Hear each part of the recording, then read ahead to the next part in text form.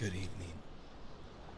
Let's go ahead and jump over to our storytelling scene. Hello. For those of you who were with us on Tuesday, these chapters may seem a little familiar, but after I was done streaming last Tuesday, I realized that I left my other mic on and hot, so people can hear certain things in the background that I didn't want to include in the story.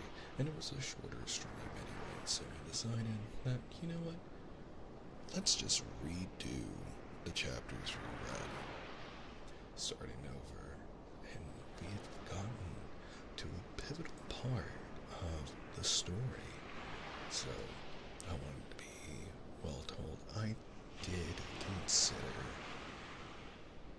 just moving forward, but when I realized I did not mute the other mic, I didn't want to leave that up and break the flow and enjoy that. So we're continuing here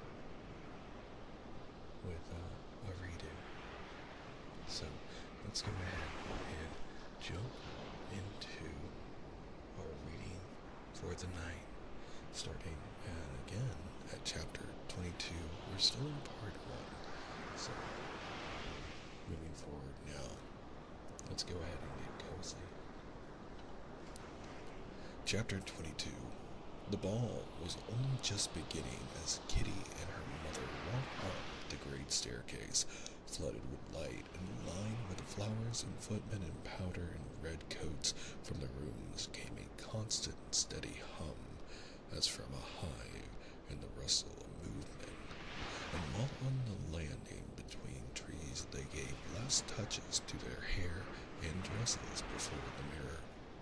They heard from the ballroom the careful, distinct notes of the fiddles of the orchestra beginning the first waltz.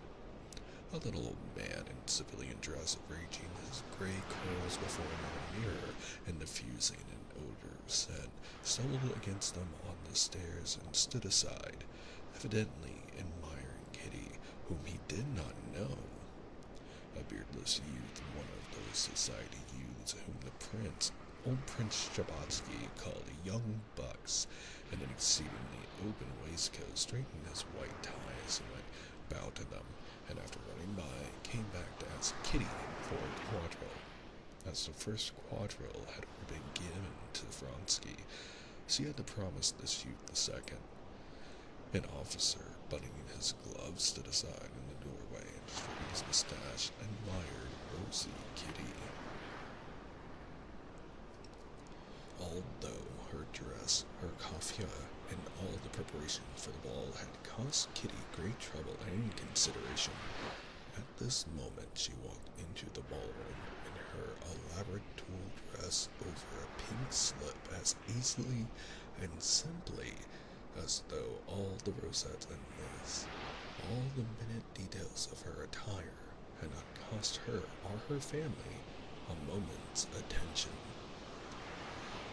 As though she had been born in that tulle and lace, with her hair done up high on her head,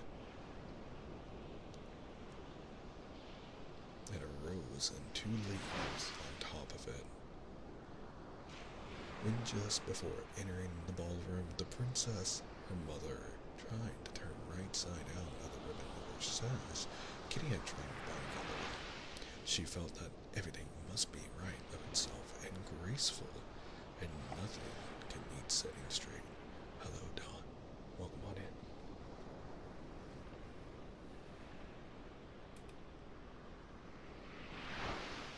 Oh, good. The bot has a nice little. That's what I was hoping for.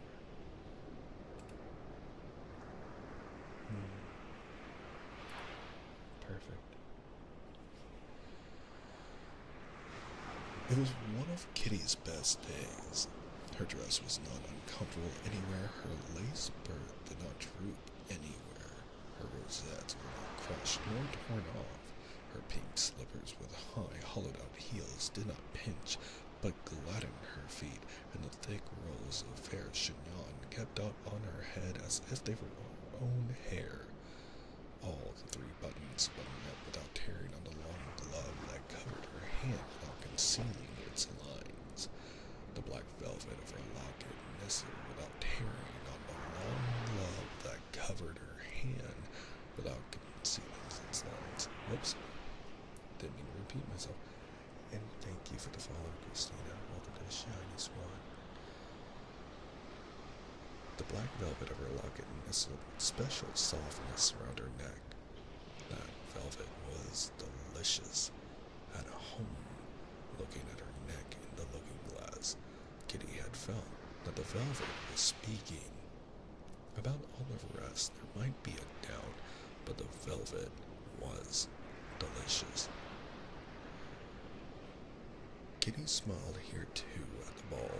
When she glanced at it in the glass, her bare shoulders and arms gave Kitty a sense of chill marble, a feeling she particularly liked.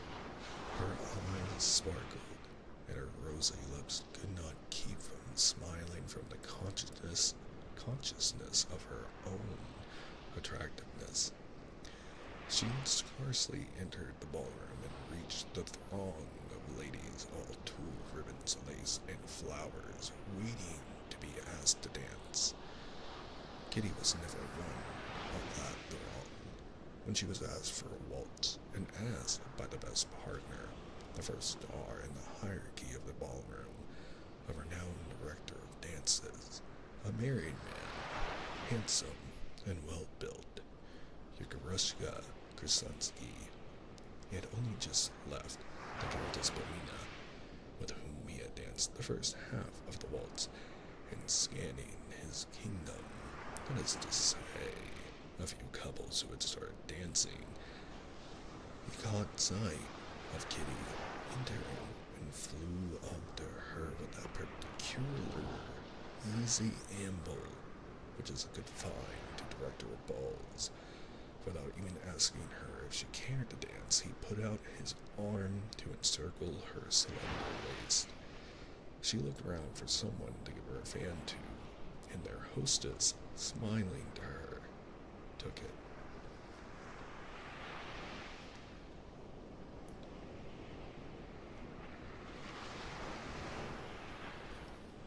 "How nice, you've come at a good time," he said to her, embracing her waist. "Such a bad habit to be late." Bending her left hand, she laid it on his shoulder, and her little feet in their pink slippers began swiftly, lightly, and rhythmically moving over the slippery floor in time to the music. "It's a rest to waltz with you," he said to her as they fell into the first slow steps of the waltz. "It's exquisite. Such lightness, precision," he said to her, the same thing he said to almost all his partners whom he knew well. She smiled at his praise and continued to look about the room for over his shoulder.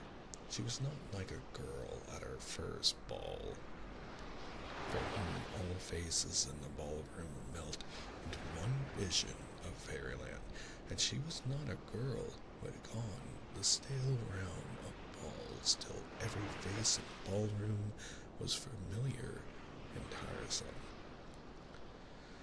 But she was in the middle stage between these two. She was excited, and at the same time she had sufficient self-possession to be able to reserve. In the left corner of the ballroom, she saw the cream of society gathered together. There, incredibly naked, was the beauty Liddy, Krasinski's wife. There was the lady of the house. There shone the bald head of Criven, always to be found where the best people were. In that direction gazed the young men, not venturing to approach. There, too, she descried Stiva, and there she saw the exquisite figure and head of Anna in a black velvet gown. And he, was there. Kitty had not seen him since the evening she refused Levin. With her long-sighted eyes, she knew him at once, was even aware that he was looking at her. "Another ton, eh? You're not tired?" said Krasensky, a little out of breath. "No, thank you." "Where should I take you?" "Madame Karenina's here, I think. Take me to her." "Wherever you command." And Krasensky began waltzing with measured steps straight towards the group in the left corner, continually saying, "Pardon, Mr. Miz, pardon, Mr. Miz," and steering his course through the sea of lace, tulle, and ribbon, and not disarranging a feather. He turned his partner sharply round, so that her slim ankles and light transparent stockings were exposed to view.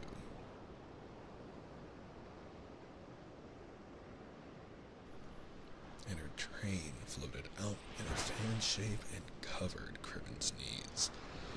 Krasensky bowed, set straight his open shirt front, and gave her his arm to conduct her to Anna Karenina. Kitty, flushed, took her train from Kriven's knees and a little giddy, looked around, seeking Anna. Anna was not in lilac, as Kitty had so urgently wished, but in a black, low-cut, velvet gown, showing her full throat and shoulders that looked as though carved in old ivory, and her rounded arms with tiny, slender wrists. Her whole gown was trimmed with Venetian guipure on her head, among her black hair, her own, with no false additions, was a little wreath of pansies, and a bouquet of the same in the black ribbon of her sash among the white lace. Her coiffure was not striking. All that was noticeable was the little willful tendrils of her curly hair that would always break free about her neck and temples. Round her well-cut, strong neck was a thread of pearls. Kitty had been seeing Anna every day. She adored her, and had pictured her invariably in lilac. But now, seeing her in black, she felt that she had not fully seen her charm. She saw her now as someone quite new and surprising to her.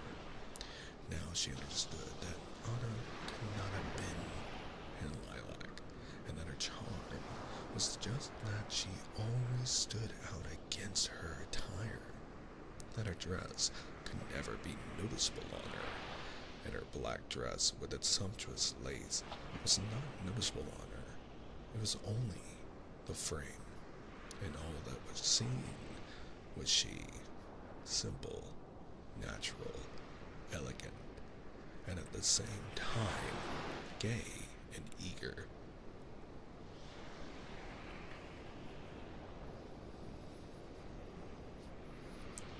She was standing, holding herself, as always, very erect. One turn in the ocean, just a touch.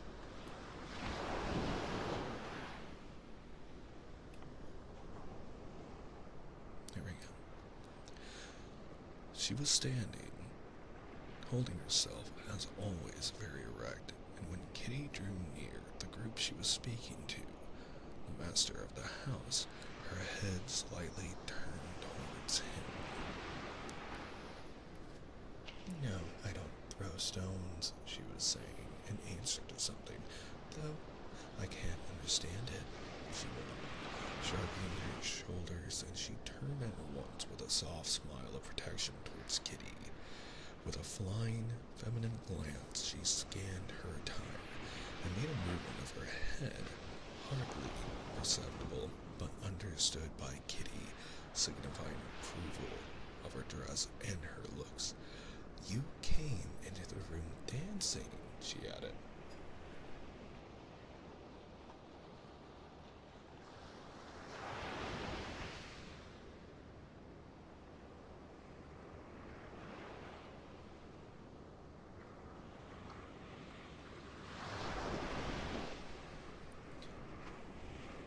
This is one of my most faithful supporters, said Kusansky, bowing to Anna Karenina, whom he had not yet seen.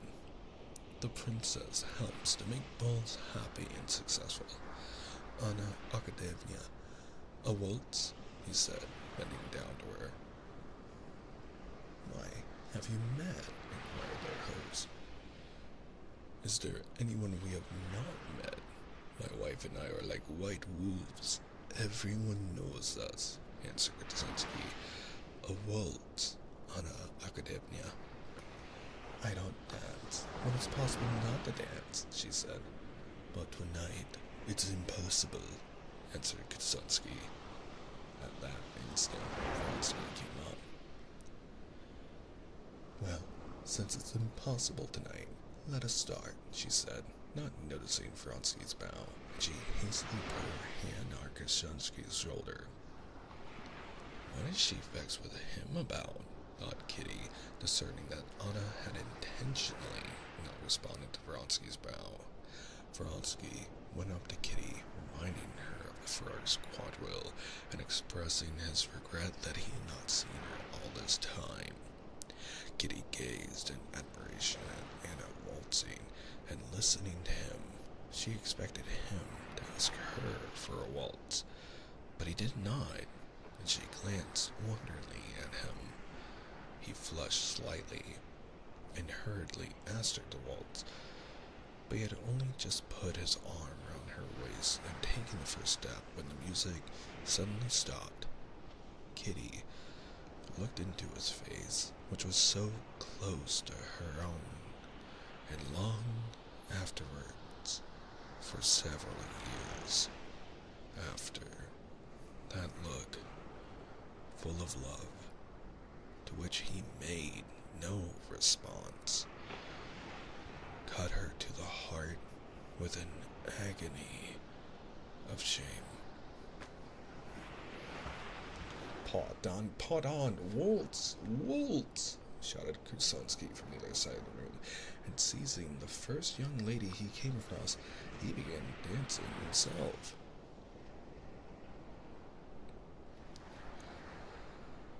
Chapter 23. Vronsky and Kitty waltzed several times round the room. After the first waltz, Kitty went to her mother, and she had hardly time to say a few words to Countess Nordston when Vronsky came up again for the first quadrille. During the quadrille, nothing of any significance was said. There was disjointed talk between them of the Kusanskys, husband and wife, whom he described very amusingly as delightful children at 40, and of the future town theater, and only once the wife, whom he described, only once the conversation touched her to the quick, when he asked her about Levin, whether he was here, and added that he liked him so much. But Kitty did not expect much from the quadrille. She looked forward with a thrill at her heart to the mazurka. She fancied that in the mazurka everything must be decided. The fact that he did not, during the quadrille, ask her for the mazurka did not trouble her. She felt sure she would dance the mazurka with him as she had done at former balls, and refused 5 young men, saying she was engaged for the mazurka. The whole ball up to the last quadrille was for Kitty an enchanted vision of delightful colors, sounds, and motions. She only sat down when she felt too tired and begged for a rest. But as she was dancing the last quadrille with one of the tiresome young men whom she could not refuse, she chanced to be vis-a-vis with Vronsky and Anna. She had not been near Anna again since the beginning of the evening, and now again she saw her suddenly quite new and surprising. She saw and heard the signs of that excitement of success she knew so well in herself. She saw that she was intoxicated with the delight and admiration she was exciting. She knew that feeling and knew its signs, and saw them in Anna, saw the quivering, flashing light in her eyes, the smile of happiness and excitement unconsciously playing on her lips, and the deliberate grace and precision and lightness of her movement.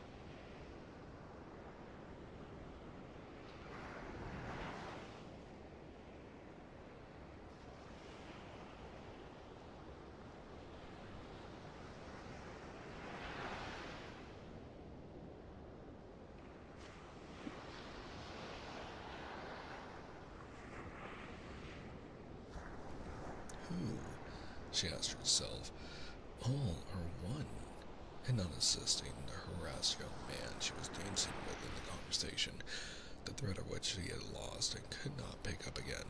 She obeyed with external liveliness the peremptory shouts of Kashansky, stirring them all into the granderon, and then into Chanet, and at the same time she kept watching with a growing pang at her heart.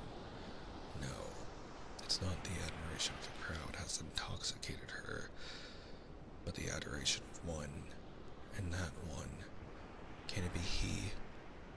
Every time he spoke to Anna, the joyous light flashed into her eyes, and the smile of happiness curved her red lips. She seemed to make an effort to control herself, to try not to show these signs of delight, for they came out on her face of themselves. But one of him, Kitty looked at him and was filled with terror. What was pictured so clearly to Kitty in the mirror of Anna's face she saw in him. What had become of his always self-possessed, resolute manner and the carelessly serene expression of his face? Now every time he turned to her, he bent his head as though he would have fallen at her feet, and in his eyes there was nothing but humble submission and dread. I would not offend you. His eyes seemed every time to be saying, but I want to save myself, and I don't know how. On his face was a look such as Kitty had never seen before.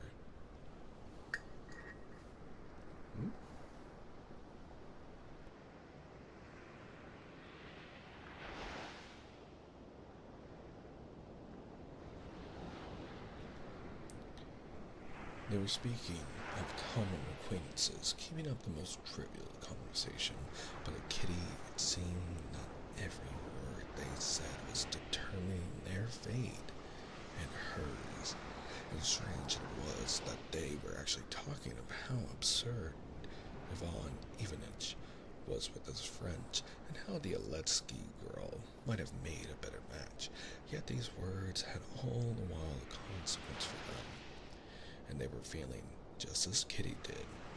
The whole ball, the whole world, everything seemed lost in fog in Kitty's soul.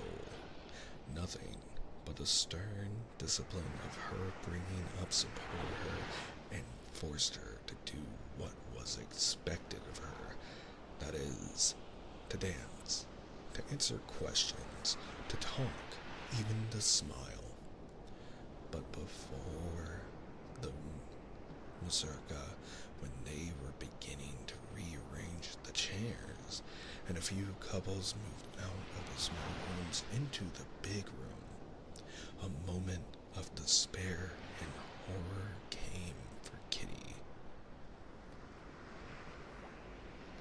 She had refused 5 partners, and now she was not dancing the mazurka. She had not even a hope of being asked for it, because she was so successful in society that the idea would never occur to anyone that she had remained disengaged till now. She would have to tell her mother she felt ill and go home, but she had not the strength to do this. She felt crushed. She went, to the furthest end of the little drawing room and sank into a low chair. Her light, transparent skirts rose like a cloud about her slender waist. One bare, thin, soft, girlish arm, hanging listlessly, was lost in the folds of her pink tunic. In the other hand, she held her fan, and with rapid, small strokes, fanned her burning face. But while she looked like a butterfly clinging to a blade of grass and just about to open its rainbow wings for fresh flight, her heart ached with a horrible despair. But perhaps I am wrong. Perhaps it was not so. And again she recalled all she had seen. Kitty, was it? Said Countess Nordstone, stepping noiselessly over the carpet towards her. I don't understand it. Kitty's lower lip began to quiver. She got up quickly. Kitty, you're not dancing the mazurka. No, said Kitty, in a voice shaking with tears. He asked her for the mazurka before me, said Countess Nordstone, knowing Kitty would understand who were he and her. She said, Why, aren't you going to dance it with Princess Shabbatskaya? Oh, I don't care, answered Kitty.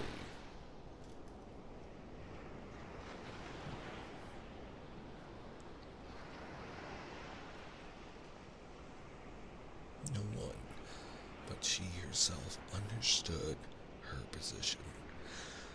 No one knew that she had just refused the man whom perhaps she loved, and refused him because she had put her faith in another.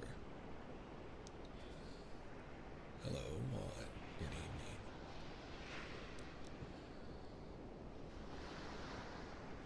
Countess Nordstone found Kusunsky, with whom she was to dance the mazurka, and told him to ask Kitty. Kitty danced in the first couple, and luckily for her she had not to talk, because Kusunsky was all the time running about directing the figure. Vronsky and Anna sat almost opposite her. She saw them with her long-sighted eyes, and saw them too close by when they met in the figures. And the more she saw of them, the more convinced was that her unhappiness was complete. She saw that they themselves alone in that crowded room, and on Vronsky's face, always so firm and independent, she saw that look that had struck her of bewilderment and humble submissiveness, like the expression of an intelligent dog when it has done wrong. Anna smiled, and her smile was reflected by him. She grew thoughtful, and he became serious. Some supernatural force drew Kitty's eyes to Anna's face. She was fascinating in her simple black dress. Fascinating were her round arms with their bracelets. Fascinating was her firm neck with its thread of pearls. Fascinating the strained curls of her loose hair. Fascinating the graceful, light movements of her little feet and hands. Fascinating was that lovely face in its eagerness, but there was something terrible and cruel in her fascination. Kitty admired her more than ever, and more acute was her suffering. Kitty felt overwhelmed, and her face showed it. When Vronsky saw her coming across her in the mazurka, he did not at once recognize her. She was so changed. Delightful ball, he said to her, for the sake of saying something. Yes, she answered.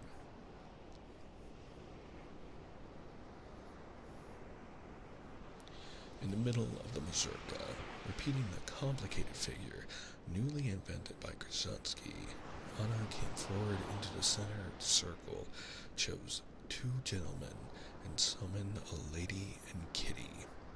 Kitty gazed at her in dismay as she went up. Anna looked at her with drooping eyelids and smiled, pressing her hand. But noticing that Kitty only responded to her smile by a look of despair and amazement, she turned away from her and began gaily talking to the other lady. Yes, there was something uncanny, devilish, and fascinating in her, Kitty said to herself.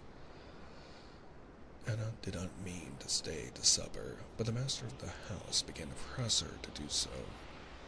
Nonsense, Anna Karenina, said Krasinski, drawing her bare arm under the sleeve of his dress coat.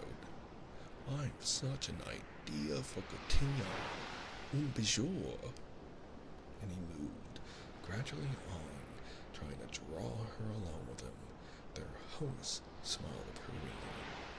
No, I am not going to stay, answered Anna, smiling, but in spite of her smile, both Krasinski and the master of the house saw from her resolute tone that she would not stay.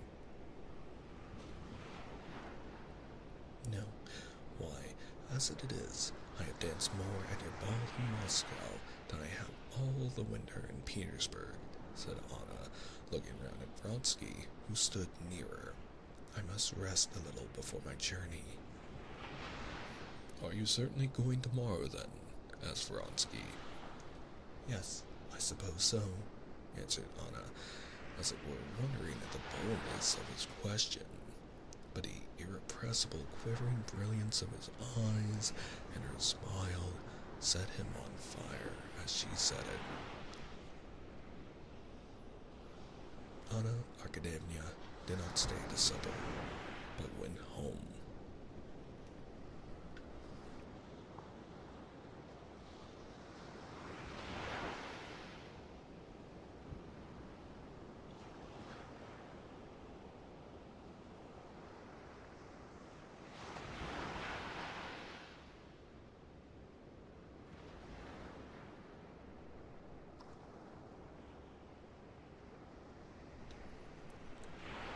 Chapter 24.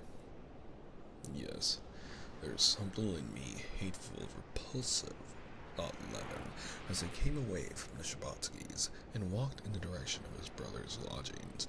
And I don't get on with other people. Pride, they say. No, I have no pride. If I had any pride, I should not have put myself in such a position. And he pictured to himself Vronsky, happy, good-natured, and clever and self-possessed, certainly never placed in the awful position which he had been that evening. Yes, she was bound to choose him, so it had to be, and I cannot complain of anyone or anything. I am myself to blame. What right had I to imagine she would care to join her life to mine? Who am I, and what am I? A nobody, not wanted by anyone, nor of use to anybody. He recalled his brother Nikolai, and dwelt with pleasure on the thought of him. Isn't he right that everything in the world is base and loathsome? And aren't we fair in our judgment of brother Nikolai? Of course, from the point of view of Prokofy, seeing him in a torn cloak and tipsy, he's a despicable person. But I know him differently. I know his soul, and I know that we are like him. And I, instead of going to seek him out, went out to dinner and came here. Levin walked up to a lamppost, read his brother's address, which was in his pocketbook, and called a sledge. All the long way to his brother's, Levin vividly recalled all the facts familiar to him of his brother Nikolai's life.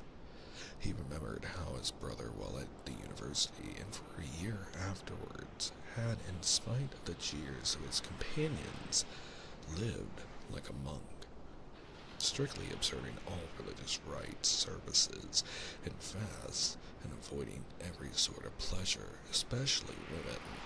And afterwards, how he had all at once broken down. He had associated with the most horrible people and rushed into the most senseless debauchery.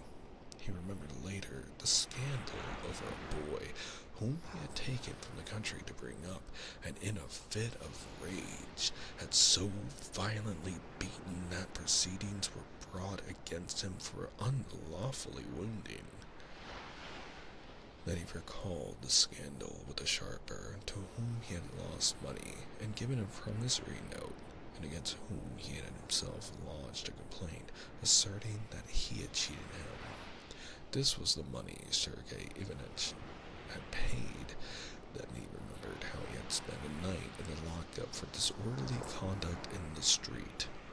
He remembered the shameful proceedings he had tried to get up against his brother, Sergei Ivanovich, accusing him of not having paid him his share of his mother's fortune, and the less scandal when he had gone to a western province in an official capacity, and there had got into trouble for assaulting a village elder. It was all horribly disgusting, yet to Levin it appeared not at all in the same disgusting light as it inevitably would to those who did not know Nikolai, did not know all his story, did not know his heart. Levin remembered that when Nikolai had been in the devout stage, the period of fasts and monks and church services, when he was seeking in religion a support and a curb for his passionate temperament, everyone, far from encouraging him, had jeered at him, and he, too, with the others, they had teased him, called him Noah and monk, and when he had broken out, no one had helped him, but everyone had turned away from him with horror and disgust. Levin felt that, in spite of all the ugliness of his life, his brother Nikolai, in his soul, in the very depths of his soul, was no more in the wrong than the people who despised him. He was not to blame for having been born with his unbridled temperament and with his somehow limited intelligence, but he had always wanted to be good. I will tell him everything without reserve, and I will make him speak without reserve too, and I'll show him that I love him, and so understand him. Levin resolved himself, as towards 11 o'clock he reached the hotel of which he had the address. At the top, 12 and 13, the porter answered Levin's inquiry. At home? Sure to be at home. The door of number 12 was half open, and there came out into the streak of light thick fumes of cheap poor tobacco, and the sound of a voice unknown to Levin, but he knew at once that his brother was there. He heard his cough. As he went in the door, the unknown voice was saying, "It all depends with how much judgment and knowledge the thing's done." Also seeing Levin looked in at the door, and saw that the speaker was a young man with an immense shock of hair, wearing a Russian jerkin, and that a pockmarked woman in a woolen gown, without collars or cuffs, was sitting on the sofa. His brother was not to be seen. Constantine felt a sharp pang at his heart at the thought of the strange company in which his brother spent his life.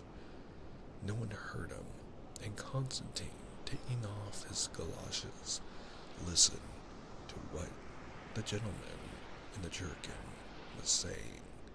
He was speaking of some enterprise. "Well, the devil flay them, the privileged classes," His brother's voice responded with a cough. Masha, get us some supper and some wine if there's any left, or else go and get some. The woman rose, came out from behind the screen, and saw Constantine. There's some gentleman, Nikolai Dmitrievich, she said. Whom do you want? Said the voice of Nikolai Levin angrily. It's I, answered Constantine Levin, coming forward into the light. Who's I? Nikolai's voice said again, still more angrily. He could be heard getting up hurriedly, stumbling against something, and Levin saw, facing him in the doorway, the big, scared eyes and the huge, thin, stooping figure of his brother, so familiar and yet astonishing in its weirdness, its sickliness. He was even thinner than 3 years before. When Constantine Levin had seen him last, he was wearing a short coat, and his hands and big bones seemed huger than ever. His hair had grown thinner, the same straight mustaches hid his lips, the same eyes gazed strangely and naively at his visitor.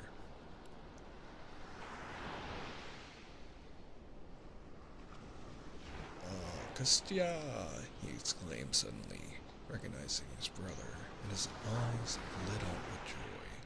But the same second, he looked round at the young man and gave the nervous jerk of his head and neck that Constantine knew so well, as if his neckband hurt him, and a quite different expression, wild, suffering, and cruel, rested on his emaciated face.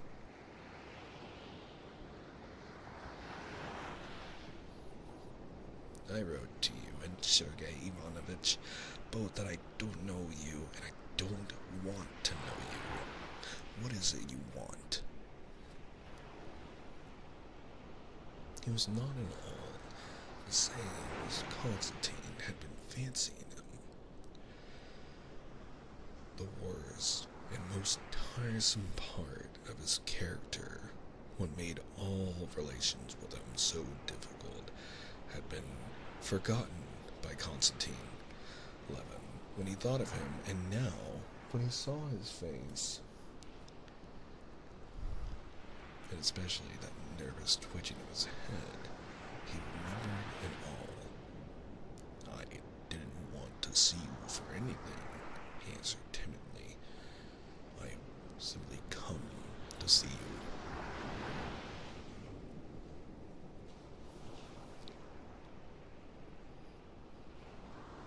His brother's timidity obviously softened Nikolai. His lips twitched. Oh, so that's it, he said. Well, come in, sit down. Like some supper. Masha, bring supper for the three. No, stop a minute. Do you know who this is? He said, addressing his brother and indicating the gentleman in the jerkin. This is Mr. Kritsky, my friend from Kiev, a very remarkable man. He's persecuted by the police, of course, because he's not a scoundrel. And he looked around in the way he always did at everyone in the room. Seeing that the woman standing in the doorway was moving to go, he shouted to her, "Wait a minute," I said. And with the inability to express himself, the incoherence that Constantine knew so well, he began, with another look round at everyone, to tell his brother Kritsky's story, how he had been expelled from the university for starting a benefit society for the poor students in Sunday schools, and how he had afterwards been a teacher in a peasant school, and how he had been driven out of that too, and afterwards been condemned for something. You of the Kiev University, said Konstantin Levin to Kritsky to break the awkward silence that followed. Yes, I was out of Kiev, Kritsky replied angrily, his face darkening. And this woman, Nikolai Levin interrupted him, pointing to her, is the partner of my life, Maria Nikolaevna. I took her out of a bad house. And he jerked his neck, saying, but I love her and respect her. And anyone who wants to know me, he added, raising his voice and knitting his brows, I beg to love her and respect her. She's just the same as my wife, just the same. So now you know whom you've to do with. And if you think you're lowering yourself, well, here's the floor, and there's the door. And again, his eyes traveled inquiringly over all of them. Why I should be lowering myself, I don't understand.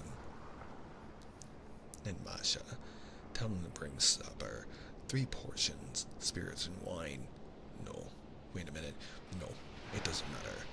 Go along.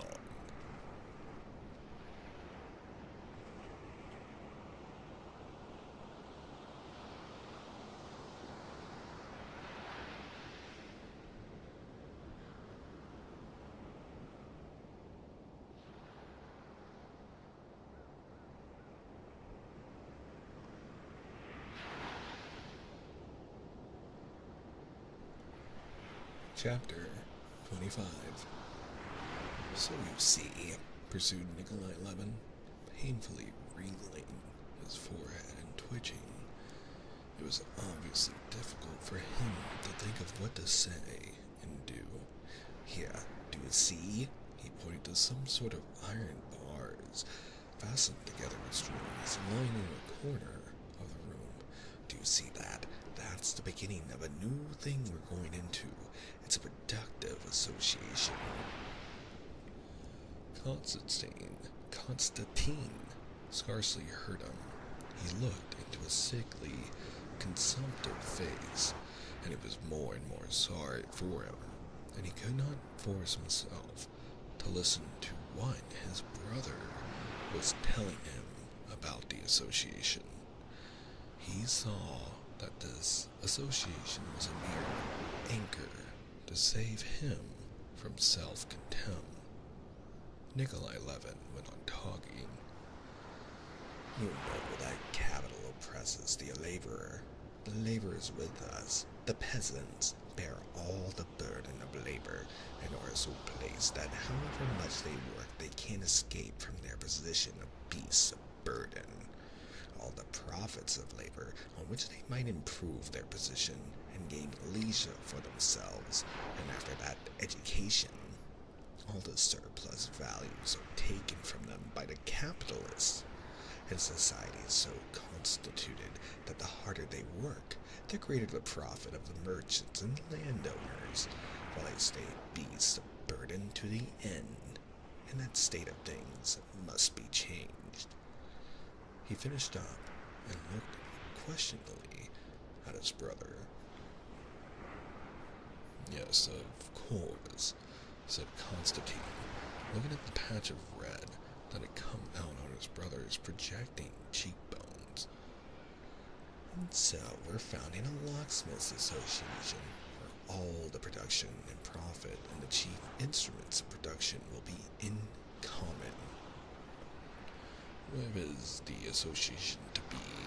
Asked Konstantin Levin. In the village of Vozdrem, Kazan government. But why in a village? In the villages, I think, there's plenty of work as it is. Why a locksmiths association in a village? Why? Because the peasants are just as much slaves as they ever were, and that's why you and Sergei Ivanovich don't like people to try and get them out of their slavery, said Nikolai Levin, exasperated by the objection.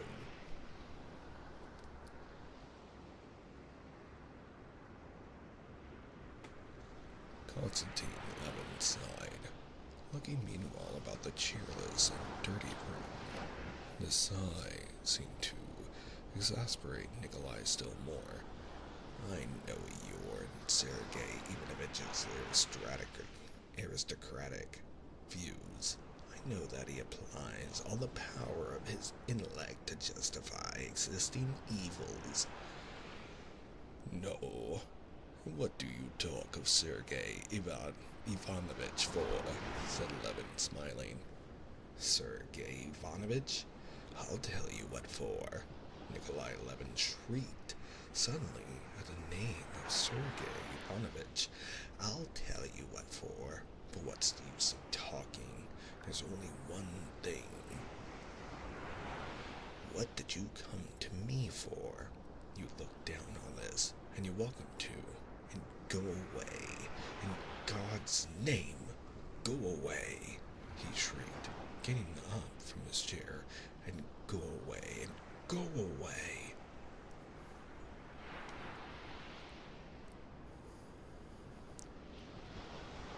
I don't look down on it at all, said Konstantin Levin timidly.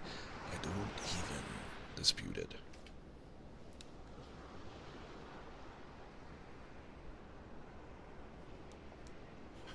At that instant, Maria Nikolaevna came back.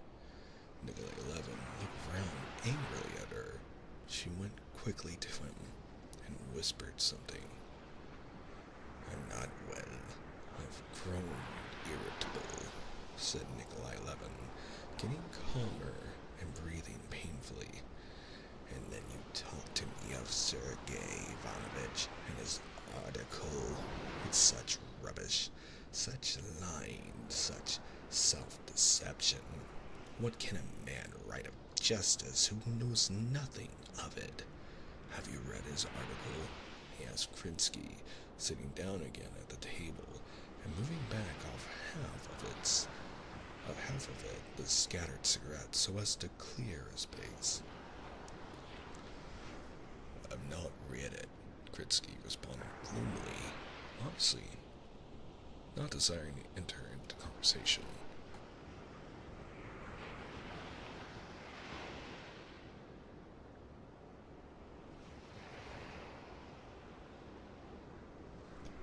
Sorry, adjusting the volume.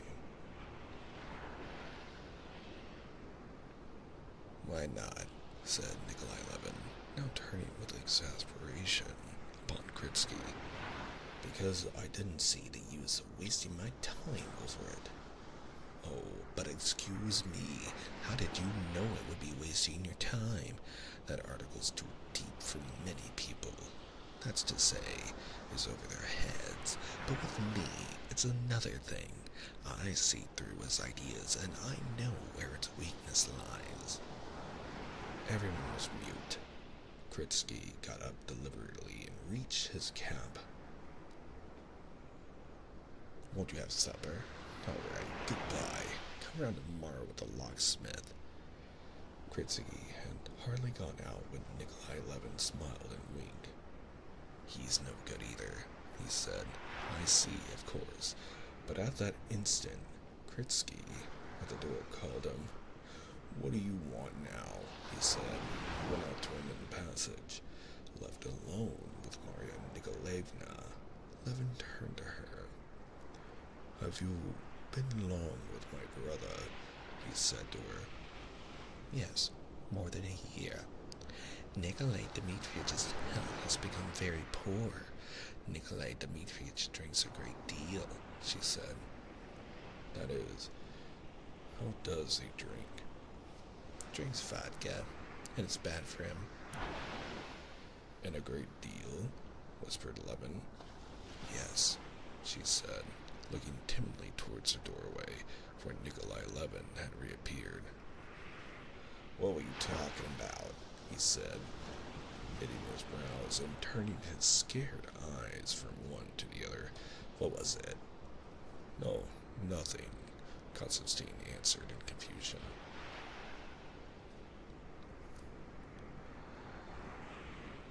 Oh, if you don't want to say, don't. Only it's no good you're talking to her. She's a wench and you're a gentleman, he said with a jerk of the neck. You understand everything I see. and have taken stock of everything, and looked with commiseration on my shortcomings. He began again, raising his voice. Nikolai Dmitrievich, whispered Maria Nikolaevna, again going up to him. Oh, very well, but where's the supper? Ah, here it is, he said, seeing a waiter with a tray.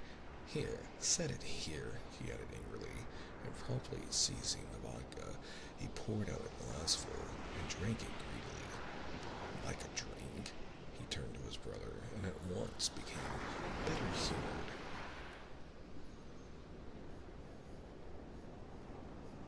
Well, enough of Sergei Ivanovich. I'm glad to see you anyway. After all said and done, we're not strangers. Come, have a drink.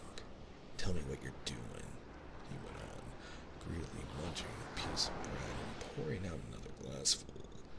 How are you living? I live alone in the country, as I used to.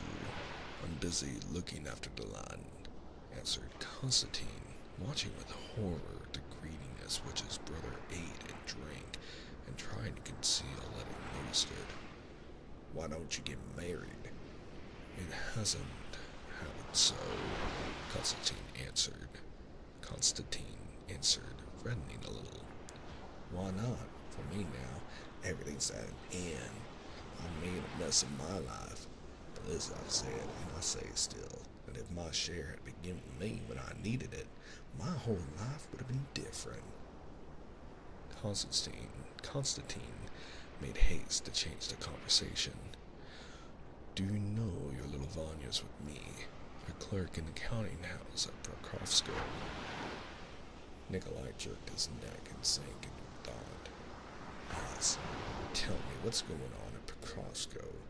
Is the house standing still, and the birch trees, and our schoolroom, and Philip the gardener? Is he living? Well, I remember the arbor and the seat. Now mine, and don't alter anything in the house. And make haste to get married, and make everything as it used to be again.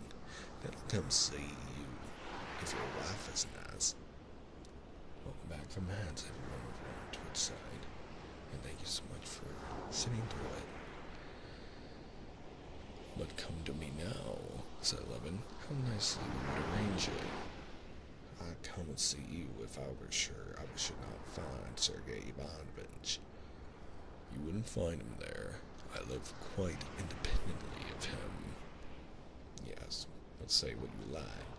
You will have to choose between me and him, he said, looking timidly into his brother's face. The timidity touched Constantine. If you want to hear my confession of faith on the subject, I tell you that in your quarrel with Sergei Ivanovich, I take neither side. You're both wrong. You're more wrong externally, and he inwardly. You see that? You see that? Nikolai shouted joyfully. But I personally value friendly relations with you more because... Why? Constantine could not say that he valued it more because Nikolai was unhappy and needed affection. But Nikolai knew that this was just what he meant to say, and scowling, he took up the vodka again. Enough, Nikolai Dmitrievich, said Maria Nikolaevna, stretching out her plump, bare arm towards the decanter. Let it be. Don't insist I'll beat you, he shouted.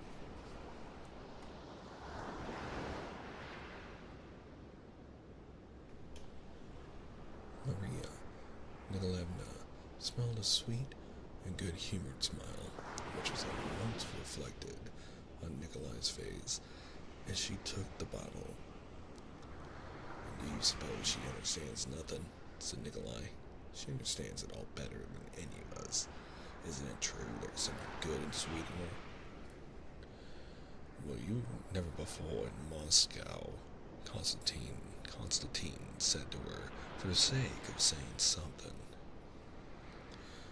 Only you mustn't be polite and stiff with her, fine sir.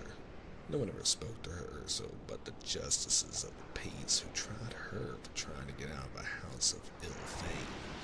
Mercy on us, the senselessness of the world, he cried suddenly. These new institutions, these justices of peace, rural councils, what hideousness it all is. And he began to enlarge on his accountants for the new institutions. Constantine Levin heard him, in a disbelief in the sense of all public institutions, which he shared with him, and often expressed, what distasteful to him now, from his brother's lips. In another world, we shall understand it all, he said lightly. In another world. I don't like that other world. I don't like it, he said, letting his scared eyes rest on his brother's eyes. Here one would think that to get out of all the baseness and the mess one's own and others' people's would be a good thing, and yet I'm afraid of death. Awfully afraid of death, he shuddered. But do drink something. Would you like some champagne? Or shall we go somewhere? Let's go to the gypsies. You know, I've got so fond of gypsies and Russian songs. His speech had begun to falter, and he passed abruptly from one subject to another. Constantine, with the help of Masha, persuaded him not to go out anywhere, and got him to bed, hopelessly drunk. Masha promised to write to Constantine in case of need, and to persuade Nikolai Levin to go and stay with his brother. John, thank you so much for the follow. Oh, my shiny squad.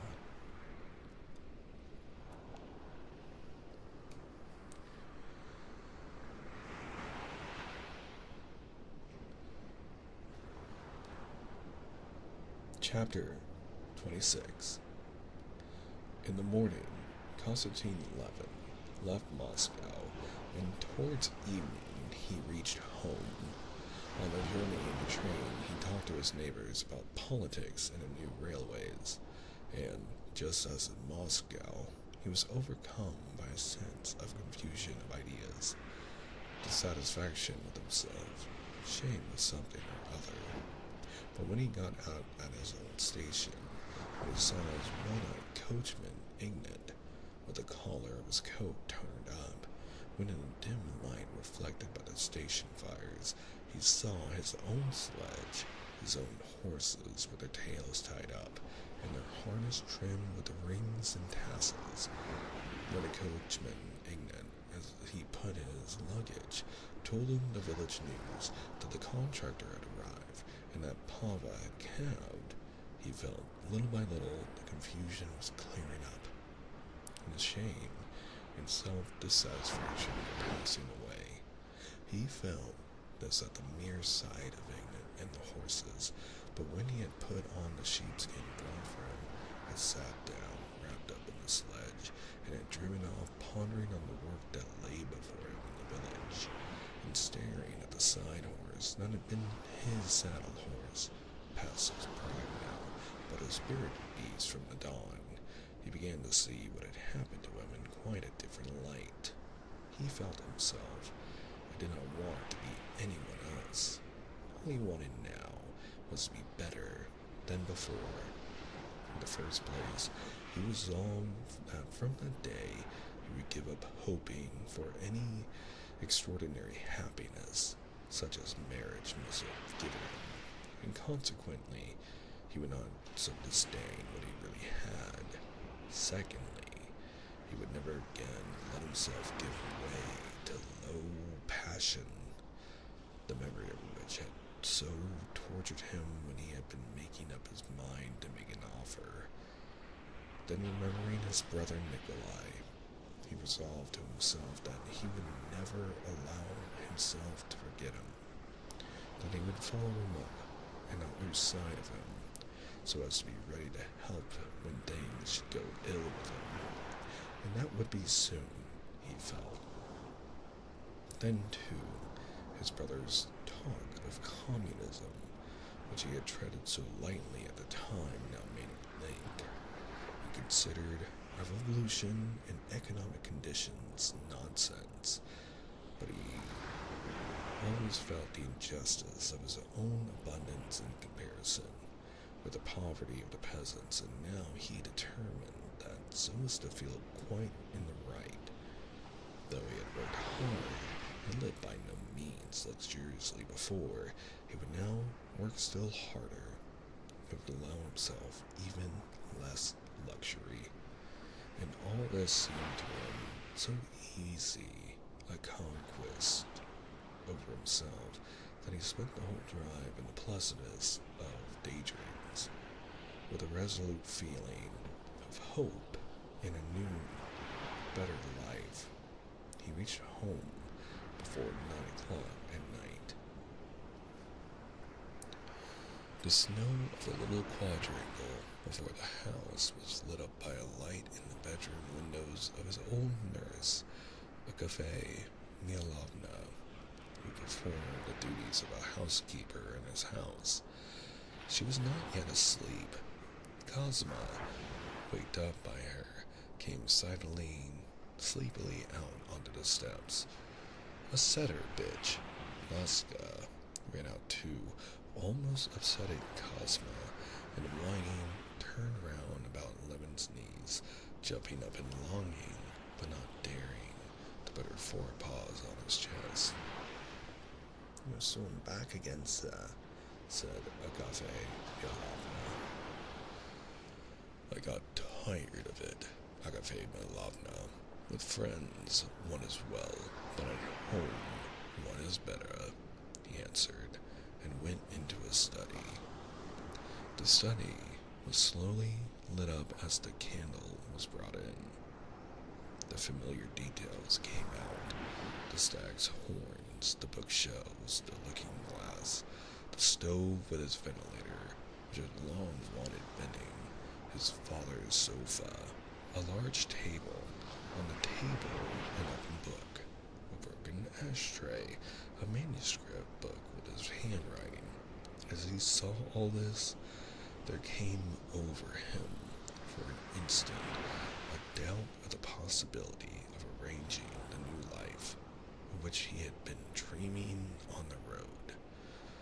All these traces of his life seemed to clutch him and to say to him, "No, you're not going to get away from us, and you're not going to be different, but you're going to be the same as you've always been, with doubts, everlasting dissatisfaction with yourself, vain efforts to amend, and falls, and everlasting expectation of a happiness which you won't get, and which isn't possible for you."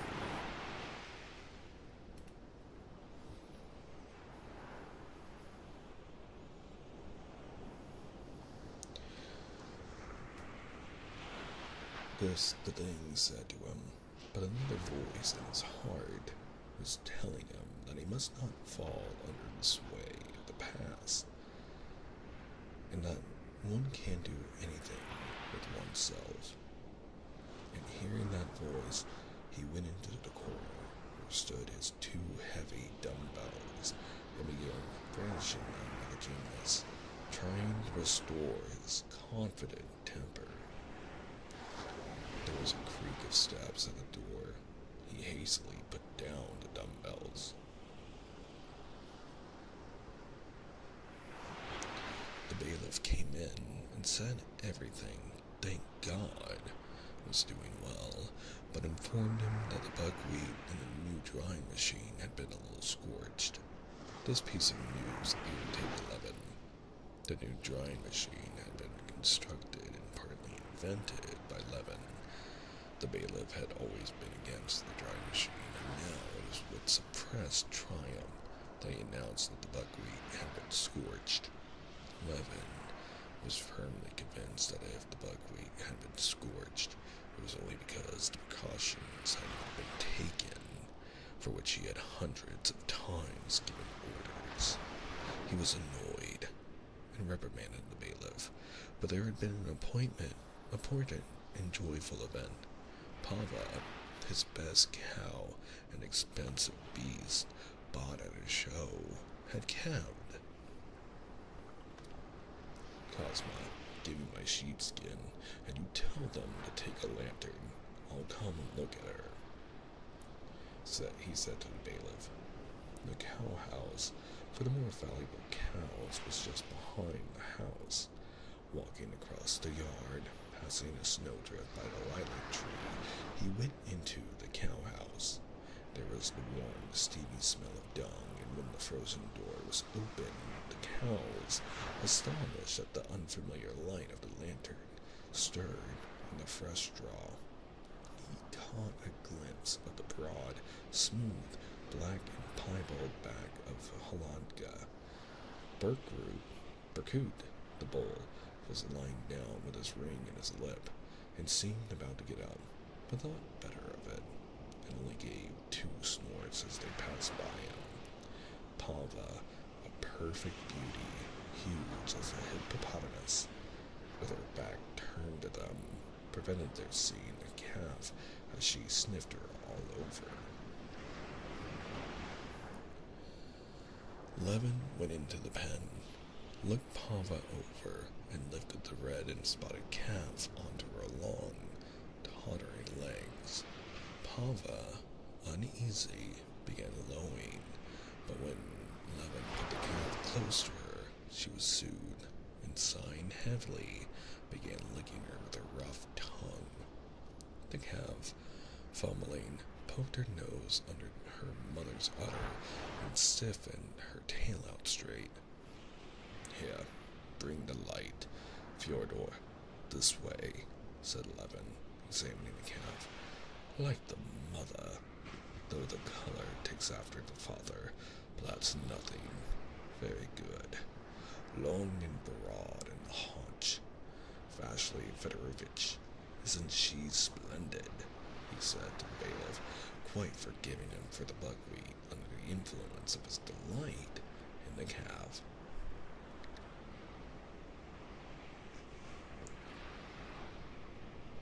How could she fail to be? Oh, Semyon, the contractor, came the day after you left. You must settle with him, Konstantin Dmitrievich, said the bailiff. I did inform you about the machine. This question was enough to take Levin back to all the details of his work on the estate, which was on a large scale and complicated. He went straight from the cow house to the counting house, and after a little conversation with the bailiff and Semyon the contractor, he went back to the house and straight upstairs to the drawing room.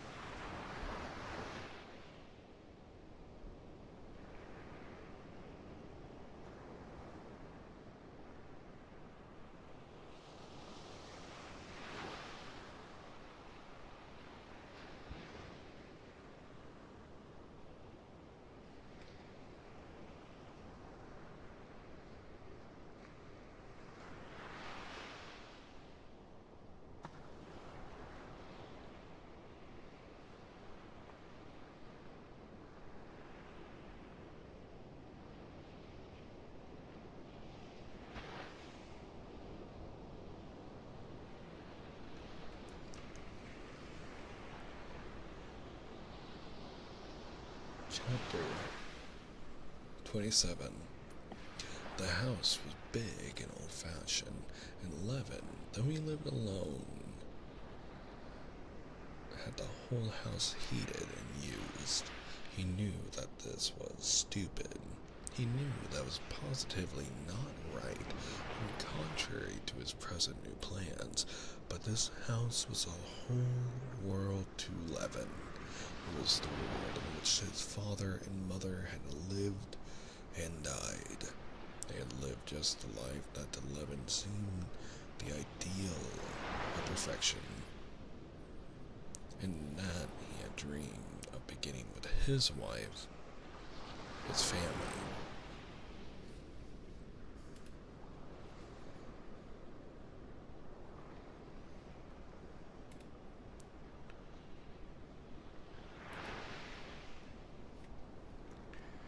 Levin scarcely remembered his mother.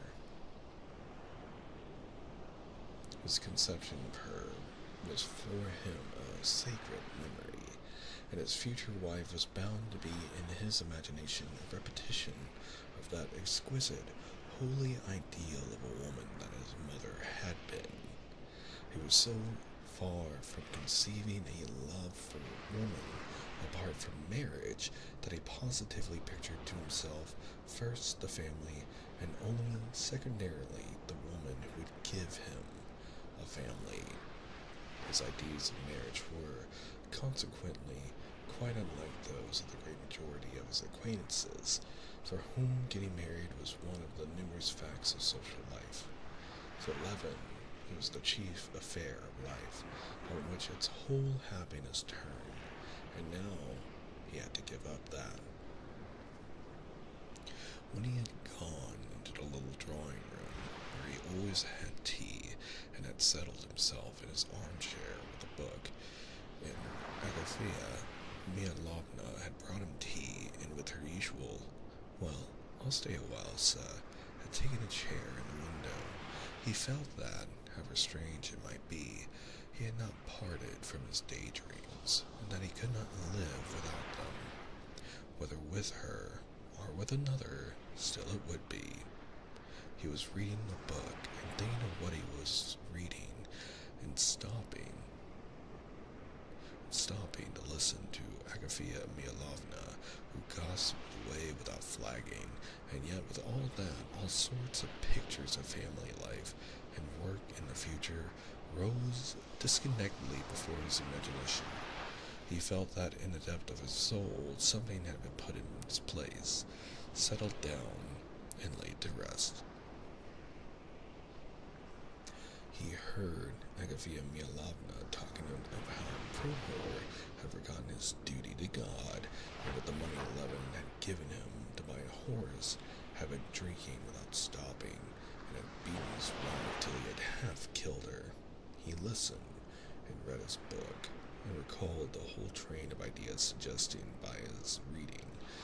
It was Tyndall's treatise on heat. He recalled his own criticisms of Tyndall and his complacent satisfaction in the cleverness of his experiments, and for his lack of philosophic insight. And suddenly there floated into his mind a joyful thought. In 2 years' time, I shall have 2 Dutch cows. Pava herself will perhaps still be alive, a dozen young daughters of Berkut, and the 3 others. How lovely. He took up his book again. Very good. Electricity and heat are the same thing, but is it possible to substitute the one quantity for the other in the equation for the solution of any problem? No. Well then, what of it? The connection between all the forces of nature is felt instinctively.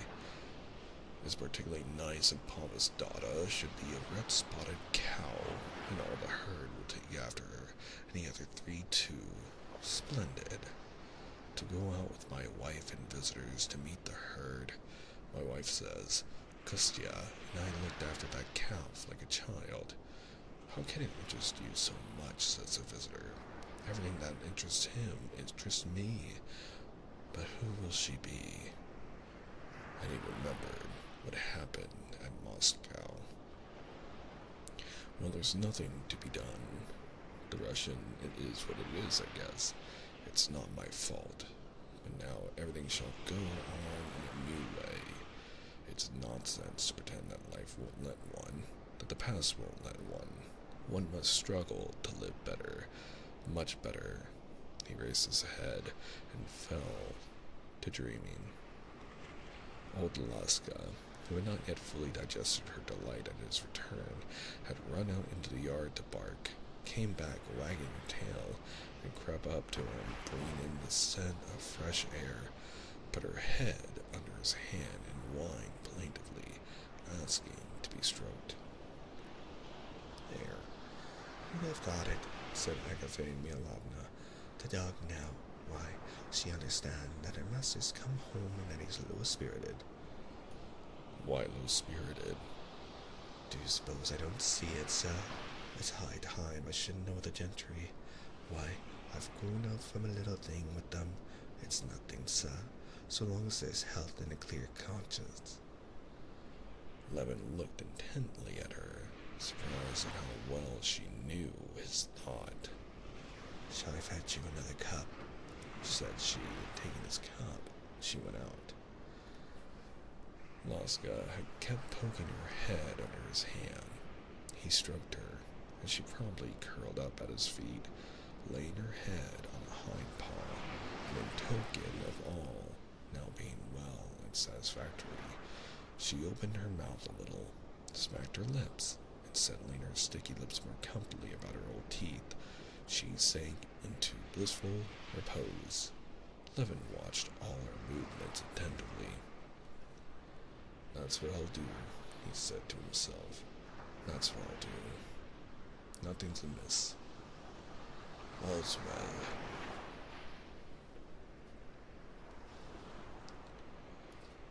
Chapter 28. After the ball, early next morning, Anna Karenina sent her husband a telegram that she was leaving Moscow the same day. No, I must go, she explained to her sister-in-law the change in her plans in a tone that suggested that she had to order so many things that there was no enumerating them. No, it had really better be today.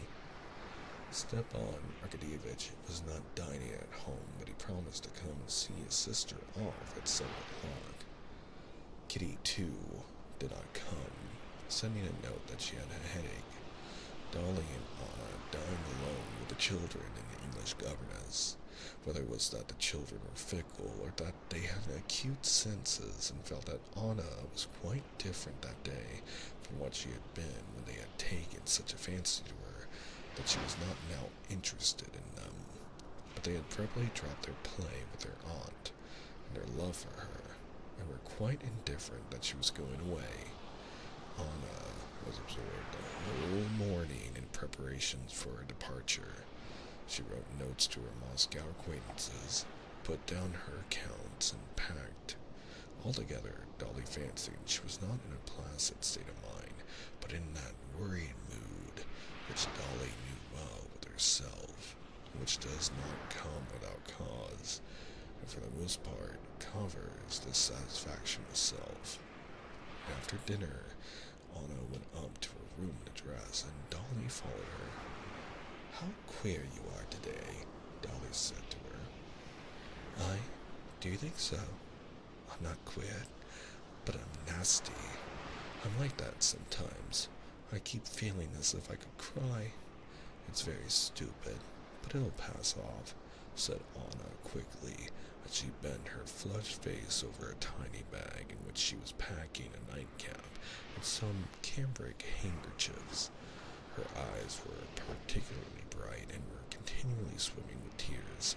In the same way, I didn't want to leave Petersburg, and now I don't want to go away from here. You came here and did a good deed, said Dolly, looking intently at her. Anna looked at her with eyes wet with tears. Don't say that, Dolly. I've done nothing. I could do nothing.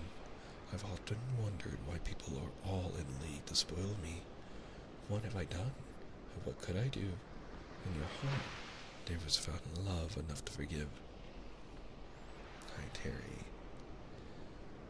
If it had not been for you, God knows what would have happened. How happy you are, Anna, said Dolly. Everything is clear and good in your heart. Every heart has its own skeleton, as the English say. You have no sort of skeleton, have you? Everything is so clear in you. I have, said Anna suddenly, and unexpectedly after her tears, a sly, ironical smile curved her lips. Come, he's amusing anyway. You're a skeleton and not depressing, said Dolly, smiling. No, he's depressing. Do you know why I'm going today instead of tomorrow? It's a confession that weighs on me. I want to make it to you, said Anna, letting herself drop definitely into an armchair and looking straight into Dolly's face. And to her surprise, Dolly saw that Anna was blushing up to her ears, up to the curly black ringlets on her neck. Yes, Anna went on. Do you know why Kitty didn't come to dinner?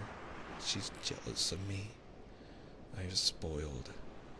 I've been the cause of that ball being a torture to her instead of a pleasure. But truly, it's not my fault. Or only my fault a little bit, she said, daintily drawing the words a little bit. Oh, how like Steva you said that, said Dolly, laughing. Anna was hurt. Oh no, I'm not Steva, she said, knitting her brows. That's why I'm telling you, just because I could never let myself doubt myself for an instant. But at that very moment she was uttering the words, she felt that they were not true.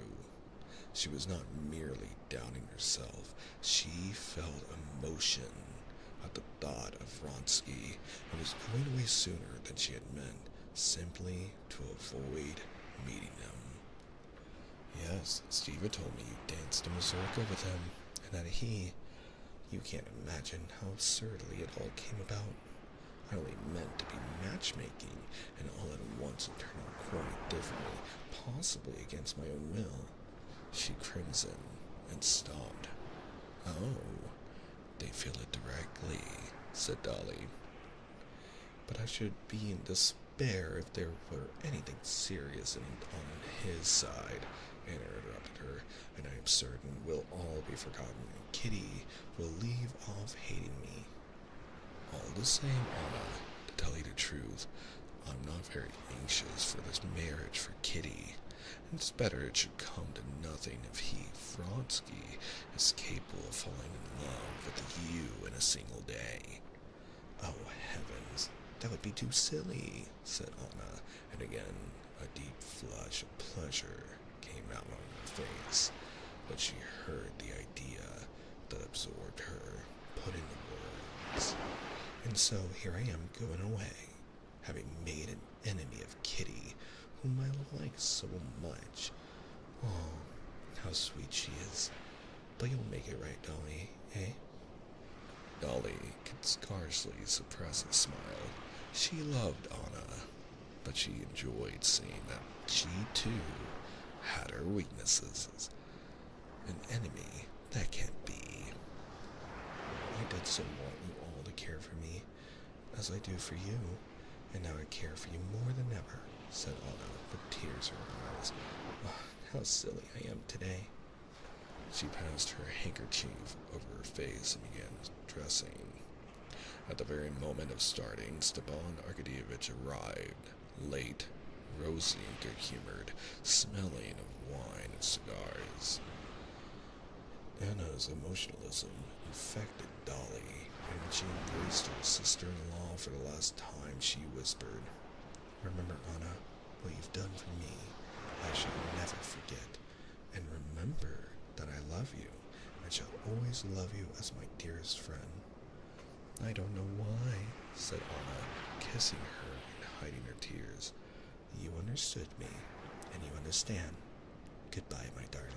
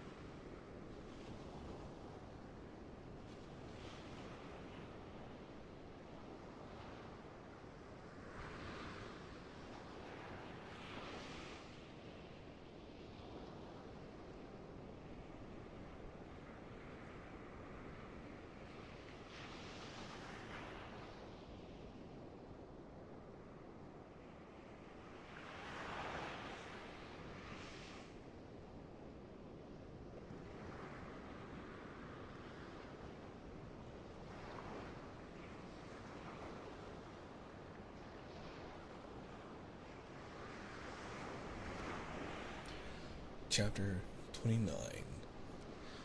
Come, it's all over, and thank God. Can I turn down the seat just a little more? Come, it's all over, and thank God was the first thought that came to Anna Karenina when she had said goodbye for the last time to her brother, who had stood up blocking up the entrance to the carriage till the third bell rang. She sat down on her lounge beside Anushka and looked about her in the twilight of the sleeping carriage. Thank God. Tomorrow I shall see Sheryoza and Alexei Alexandrovich, and my life will go on in the old way, all nice and as usual. Still, in the same anxious frame of mind as she had been all that day, Anna took pleasure in arranging herself for the journey with great care. With her little left hands, she opened and shut her little red bag, took out a cushion, laid it on her knees, and carefully wrapping up her feet, settled herself comfortably. An invalid lady had already laid down to sleep. Two older ladies began talking to Anna, and a sound elderly lady tugged up her feet and made observations about the heating of the train. Anna answered a few words, but not foreseeing any entertainment from the conversation. She asked Anushka to get a lamp, hooked it onto the arm of her seat, and took from her bag a paper knife and an English novel. At first, her reading made no progress. The fuss and bustle were disturbing. Then, when the train had started, she could not help listening to the noises. Then the snow beating on the left window and sticking to the pane, and the sight of the muffled guard passing by, covered with snow on one side. And the conversations about a terrible snowstorm raging outside distracted her attention. Farther on, it was continually the same again and again. The same shaking and rattling, the same snow on the window, the same rapid transitions from steaming heat to cold and back again to heat, the same passing glimpses of the same figures in the twilight and the same voices, and Anna began to read and understand what she read. Anushka was already dozing, the red bag on her lap clutched by her broad hands and gloves, of which one was torn. Anna Karenina read and understood, but it was as distasteful to her to read. That is, the fall of a reflection of other people's lives. She had too great a desire to live herself. She read that the heroine of the novel was nursing a sick man. She longed to move with noiseless steps about the room of a sick man. If she read of a member of Parliament making a speech, she longed to be delivering the speech.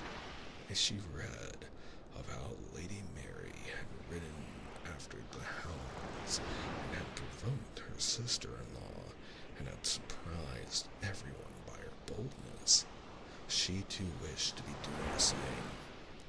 But there was no chance of doing anything, and twisting the small, smooth paper knife in her little hands, she forced herself to read.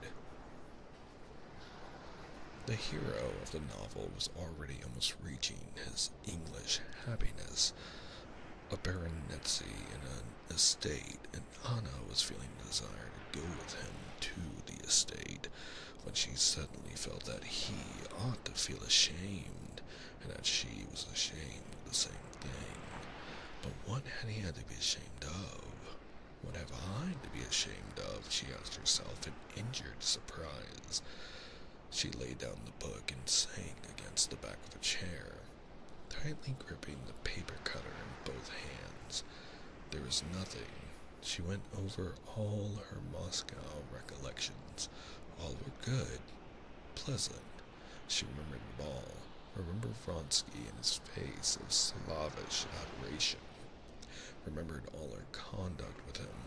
There there was nothing shameful, and for all that, at the same point in her memories, the feeling of shame was intensified, as though some inner voice, just at the point when she thought of Fransky,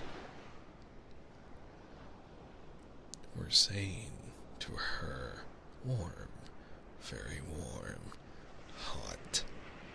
Well, what is it? She said to herself resolutely, shifting her seat in the lounge. What does it mean? Am I afraid to look it straight in the face? Why? What is it? Can it be that between me and this officer boy there exists or can exist any other relations than such as are common with every acquaintance? She laughed.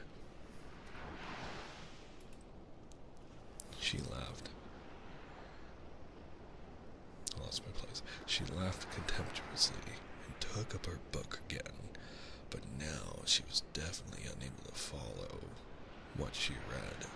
She passed a paper knife over the window pane, then laid its smooth, cool surface to her cheek, and almost laughed aloud at the feeling of delight that all at once, without cause, came over her. She felt as though her nerves were strings being strained tighter and tighter on some sort of screwing peg. Very relaxing stream. I'm glad you're enjoying it, Juan. I'm glad you're here.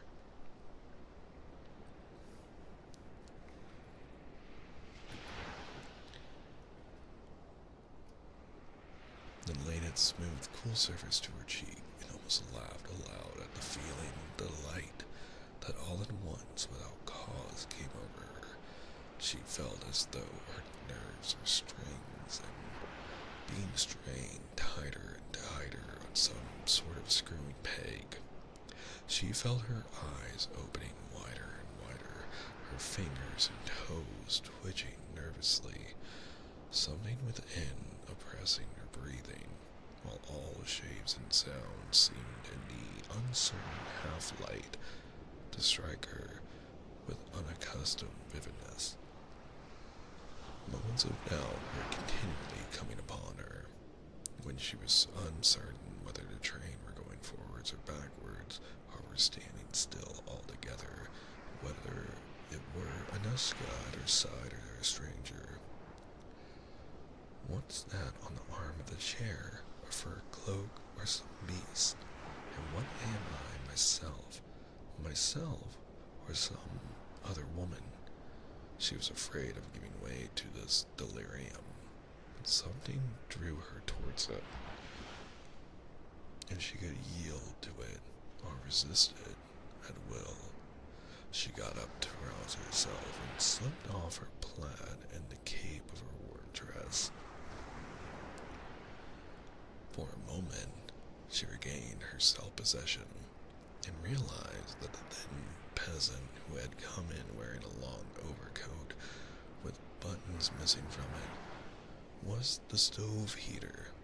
I was looking at the thermometer, that it was the wind and snow bursting in after him at the door. But then everything grew blurred again. That peasant with the long waist seemed to be gnawing something on the wall. The old lady began stretching her legs the whole length of the carriage and filling it with a black cloud. Then there was a fearful shrieking and banging as though someone were being torn to pieces. Then there was a blinding dazzle of red fire before her eyes, and a wall seemed to rise up and hide everything. Anna felt as though she were sinking down, but it was not terrible, but delightful. The voice of a man muffled up and covered with snow shouted something in her ear. She got up and pulled herself together. She realized that they had reached a station, and that this was the guard. She asked Anushka to hand her the cape she had taken off and her shawl, put them on, and moved towards the door. "Do you wish to get out?" said Anushka. "Yes, I want a little air. It's very hot in here. And she opened the door. The driving snow and the wind rushed to meet her and struggled with her over the door, but she enjoyed the struggle. She opened the door and went out. The wind seemed as though lying in wait for her. With gleeful whistle, it tried to snatch her up and bear her off. But she clung to the cold door post, and holding her skirt, got down onto the platform and under the shelter of the carriages. The wind had been very powerful on the steps, but on the platform, under the lee of the carriages, there was a lull. With enjoyment, she drew deep breaths of the frozen, snowy air, and standing near the carriage, looked about the platform and the lighted station.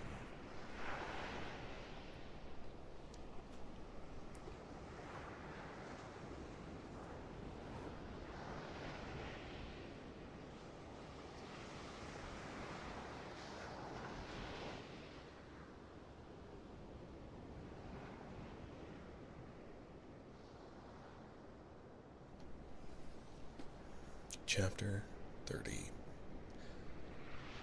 The raging tempest rushed, whistling between the wheels of the carriages, about the scaffolding, and round the corner of the station. The carriages, posts, people, everything that was to be seen was covered with snow on one side, and was getting more and more thickly covered. For a moment, there would come a lull in the storm, but then,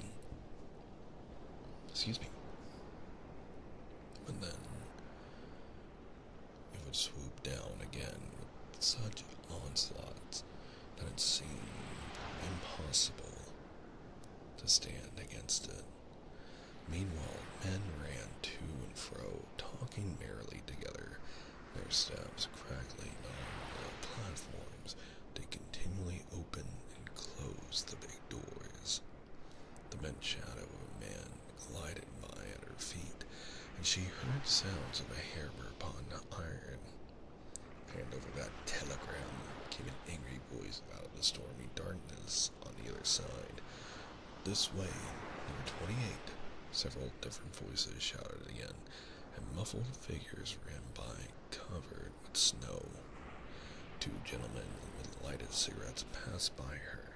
She drew one more deep breath of fresh air, and had just put her hand out of her muff to take hold of the doorpost and get back into the carriage, when another man in a military overcoat, quite close behind her, stepped between her and the flickering light of the lamppost. She looked around, and the same instant recognized Vronsky's face. Putting his hand to the peak of his cap, he bowed to her and asked, was there anything she wanted? Could he be of any service to her? She gazed rather a long while at him without answering, and in spite of the shadow in which he was standing, she saw, or fancied she saw, both the expression of his face and his eyes. It was again that expression of reverential ecstasy which had so worked upon herself the day before. More than once she had told herself during the past few days, and again only a few minutes before, that Vronsky was for her only one of the hundreds of young men, forever exactly the same, that are met everywhere, that she would never allow herself to bestow a thought upon him. But now, at the first instant of meeting him, she was seized by a feeling of joyful pride. She had no need to ask why he had come. She knew, as certainly as if he had told her, that he was here to be where she was. I didn't know you were going. What are you coming for? She said, letting fall the hand with which she had grasped the doorpost. An irrepressible delight and eagerness shone in her face. What am I coming for? He repeated, looking straight into her eyes. You know that I've come to be where you are, he said. I can't help it. At that moment, the wind, as it were, surmounting all obstacles, sent the snow flying from the carriage roofs and clanked some sheet of iron it had torn off, while the hoarse whistle of the engine roared in front, plaintively and gloomily. All the awfulness of the storm seemed to her more splendid now. He had said what her soul longed to hear. Though she feared it with her reason, she made no answer, and in her face he saw conflict. Forgive me if you dislike what I said, he said humbly. He had spoken courteously, deferentially, yet so firmly, so stubbornly, that for a long while she could make no answer.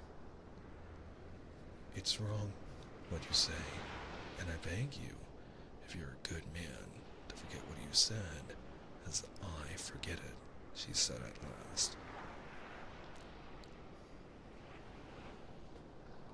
Not one word, not one gesture of yours shall I, could I, ever forget. Enough, enough, she cried, trying assiduously to give a stern expression to her face, into which he was gazing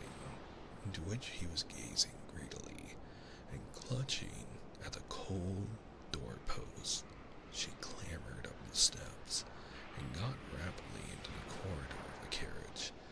But in the little corridor she paused, going over in her imagination what had happened.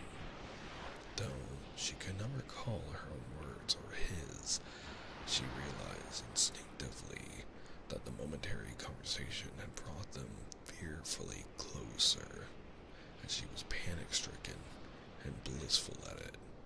After standing still a few seconds, she went into the carriage and sat down in her place.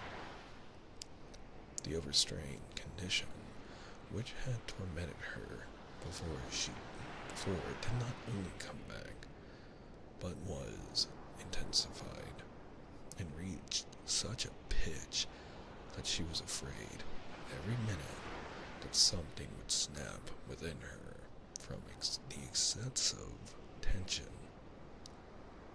She did not sleep all night, but in that nervous tension, and in the visions that filled her imagination, there is nothing disagreeable or gloomy.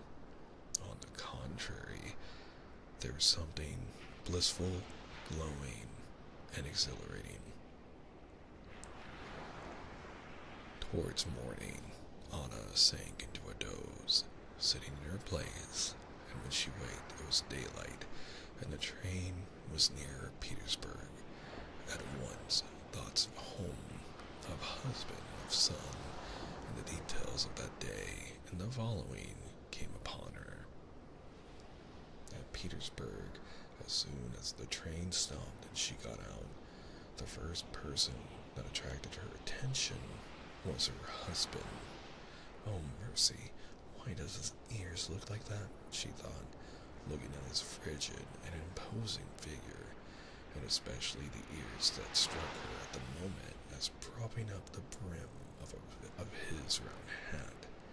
Catching sight of her, he came to meet her, his lips falling in their habitual sarcastic smile, and his big, tired eyes looking straight at her. An unpleasant sensation gripped at her heart when she met his obstinate and weird glance, as though she expected to seem different. She was especially struck by the feeling of dissatisfaction with herself that she experienced on meeting him.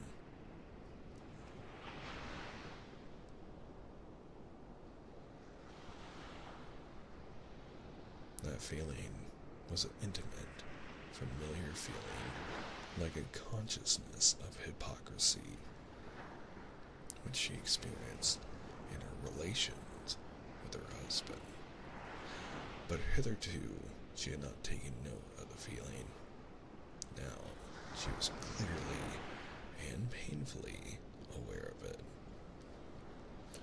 Yes, as you see, your tender spouse, as devoted as the first year after marriage, burned with impatience to see you, he said in his deliberate, high-pitched voice, and that tone which he almost always took with her, a tone of jeering at anyone who should say in earnest what he said. Is Shiriosa quite well? She asked. And is this all the reward? Said he, for my adore? He's quite well. Da-da-da-da-da.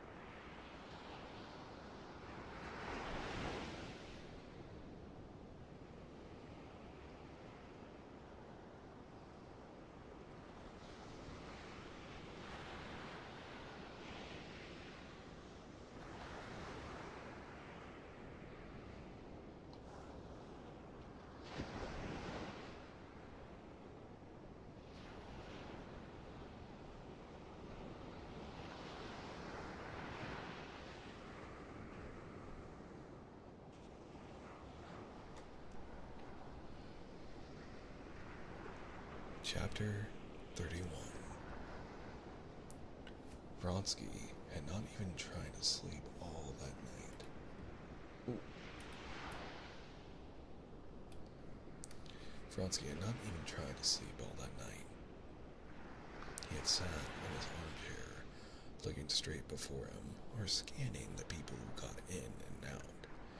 If he had indeed, on previous occasions, struck and impressed young people who did not know him by his air of unhesitating composure, he seemed now more haughty and self-possessed than ever. He looked at people as if they were things. A nervous young man, a clerk in a law court, sitting opposite him, hated him for that look. The young man asked him for a light and entered into conversation with him, and even pushed against him to make him feel that he was not a thing, but a person. But Vronsky gazed at him exactly as he did at the lamp, and the young man made a wry face, feeling that he was losing his self-possession under the oppression of this refusal to recognize him as a person. Vronsky saw nothing and no one. He felt himself a king, not because he believed that he made an impression on Anna. He did not yet believe that, but because the impression she had made on him gave him happiness and pride. What would come of it, all he did not know. He did not even think. He felt that all his forces, hitherto dissipated, wasted, were centered on one thing, and bent with fearful energy on one blissful goal, and he was happy at it. He knew only that he had told her the truth, that he had come where she was, that all the happiness of his life, the only meaning in life for him, now lay in seeing and hearing her. And when he got out of the carriage at Bulagova to get some seltzer water and caught sight of Anna, involuntarily his first word had told her just what he thought. And he was glad he had told her it. that she knew it now and was thinking of it. He did not sleep all night. When he was back in the carriage, he kept unceasingly going over every position in which he had seen her, every word she had uttered, and before his fancy, making his heart faint with emotion, floated pictures of a possible future. When he got out of the train at Petersburg, he felt after a sleepless night as keen and fresh as after a cold bath.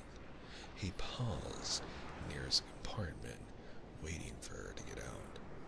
Once more, he said to himself, smiling unconsciously. Once more, I shall see her walk, her face. She will say something, turn her head, glance, smile, maybe. But before he caught sight of her, he saw her husband, whom the station master was deferentially escorting through the crowd. Oh yes, the husband. Only now, for the first time, did Vronsky realize clearly the fact that there was a person attached to her, a husband. He knew that she had a husband, but had hardly believed in his existence, and only now fully believed in him with his head and shoulders, and his legs clad in black trousers, especially when he saw this husband calmly take her arm with a sense of property. Seeing Alexei Alexandrovich, with his Petersburg face and severely self-confident figure, and his round hat with his rather prominent spine, he believed in him and was aware of a disagreeable sensation, such as a man might feel tortured by thirst who, on reaching a spring, should find a dog, a sheep, or a pig who was drunk of it and muddied the water.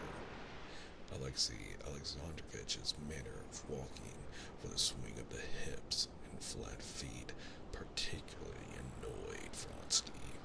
He could recognize in no one but himself an indubitable right to love her, but she was still the same, and the sight of her affected him the same way, physically reviving him, stirring him, and filling his soul with rapture. He told his German valet, who ran up to him from the second class, to take his things and go on, and he himself went up to her. He saw the first meeting between the husband and wife, and noted with a lover's insight the signs of slight reserve with which she spoke to her husband. No, she does not love him, and cannot love him, he decided to himself. At the moment when he was approaching Anna Karenina, he noticed too with joy that she was conscious of his being near, and looked around and seeing him, turned again to her husband. Have we passed a good night? He asked, bowing to her and her husband together, and leaving it up to Alexei Alexandrovich to accept the bow on his own account, and to recognize it or not, as he might see fit. Thank you. Very good, she answered.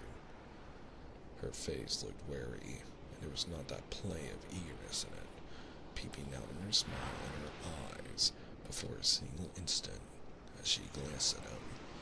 There was a flash of something in her eyes, and although the flash died away at once, he was happy for that moment.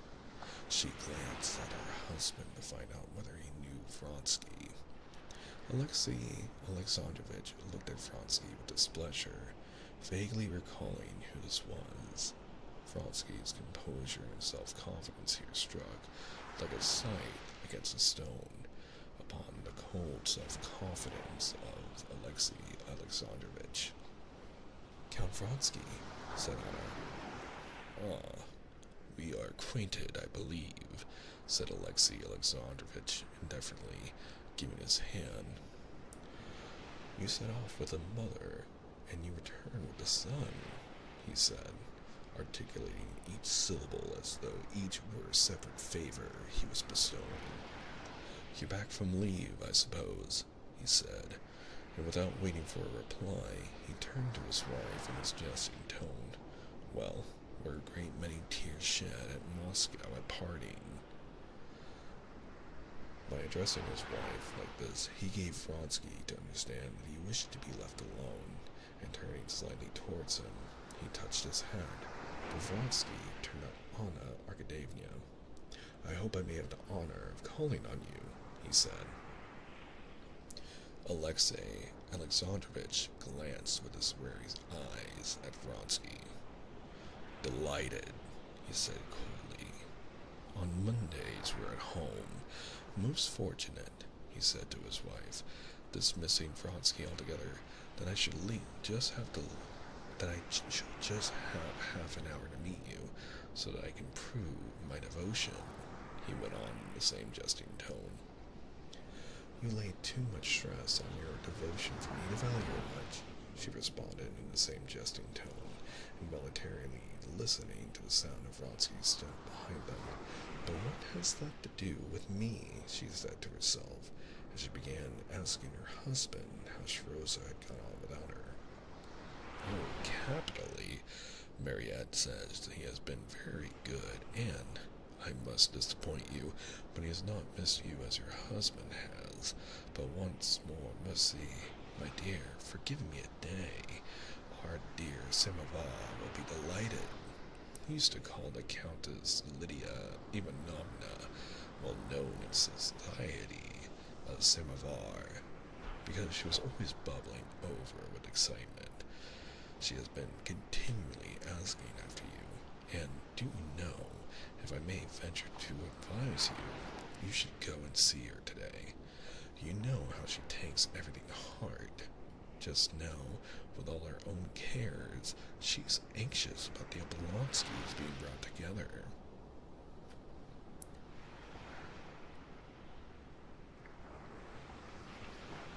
The Countess Lydia Ivanovna was a friend of her husband's, and the center of that one of the coteries of the Petersburg world with which Anna was, though her husband, in the closest relations. "But you know I wrote to her." "Still, she'll want to hear the details. Go and see her, if you're not too tired, my dear. Well, Kondraty will take you in the carriage while I go to my committee. I shall not be alone at dinner again." Alexei Alexandrovich went on, no longer in a sarcastic tone. "You wouldn't believe how I missed," and with a long pressure of her hand and a meaning smile, he put her in her carriage.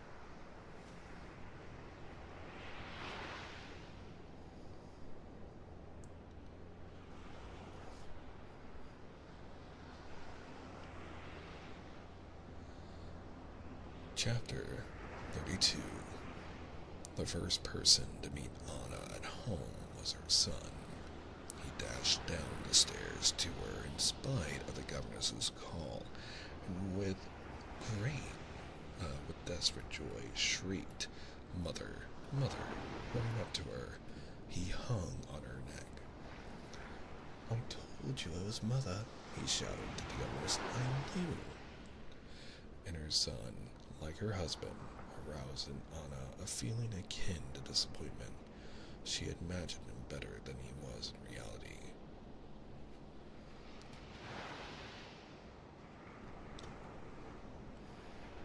She had to let herself drop down to the reality to enjoy him as he really was.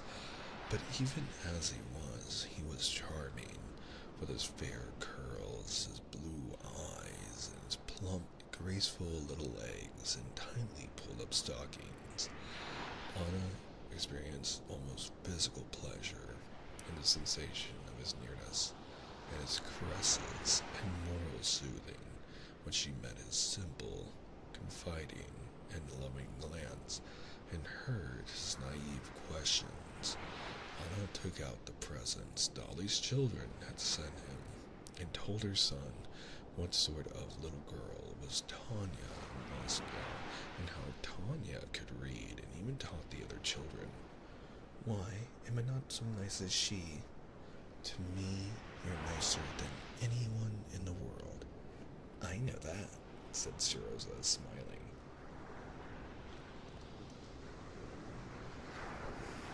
The next sentence made me want to sip of my own coffee. Anna had not had time to drink her coffee when the Countess Lydia Ivanovna was announced. The Countess Lydia Ivanovna was a tall, stout woman with an unhealthily sallow face and splendid, pensive black eyes. Anna liked her, but today she seemed to be seeing her for the first time with all her defects. "Well, my dear, so you took the olive branch?" inquired Countess Lydia Ivanovna as soon as she came into the room.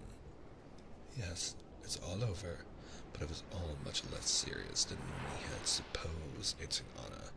"My berceau is in general too hasty."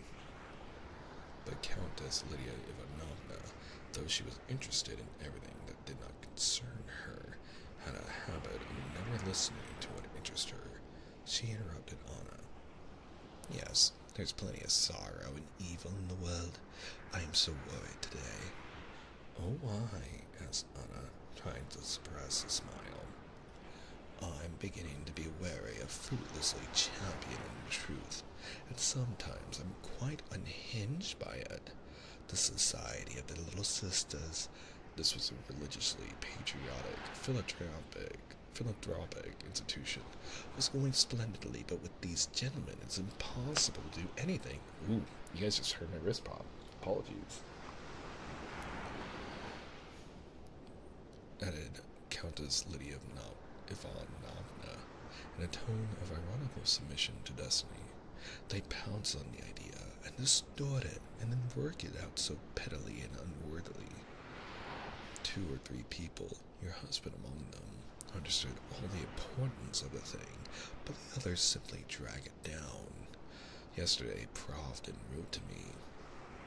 Pravdin was a well-known Penslavist abroad, and Countess Lydia Ivanovna described the purport of his letter. Then the Countess told her of more disagreements and intrigues against the work of the unification of the churches, and departed in haste, as she had that day to be at the meeting of some society, and also at the supply committee.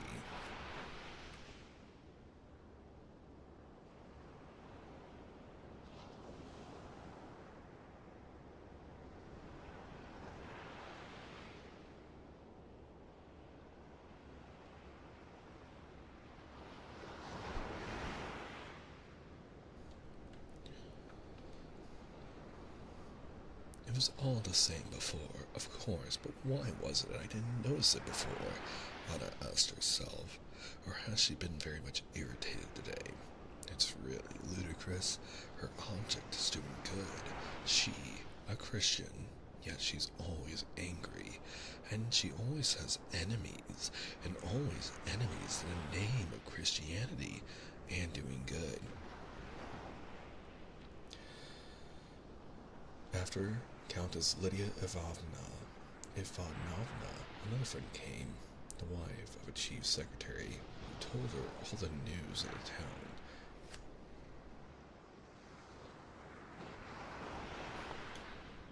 At 3 o'clock, she too went away, promising to come to dinner.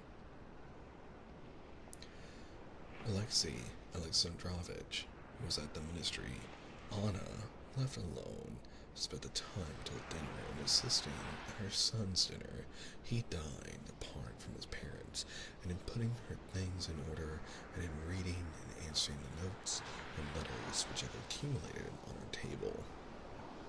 The feeling of causeless shame which she had felt on her journey, and her excitement too, had completely vanished. In the habitual conditions of her life, she felt again resolute and irreproachable. She recalled with wonder her state of mind on the previous day. What was it? Nothing. Vronsky said something silly, which it was easy to put a stop to, and I answered as I ought to have done. To speak of it to my husband would be unnecessary and out of the question. To speak of it would be to attach importance to what has no importance. She remembered how she had told her husband what was almost a declaration made her at Petersburg by a young man, one of her husband's subordinates, and how Alexei Alexandrovich had answered that every woman living in the world was exposed to such incidents, but that he had the fullest confidence in her tact and could never lower her and himself by jealousy. So then there's no reason to speak of it? And indeed, thank God, there's nothing to speak of, she told herself.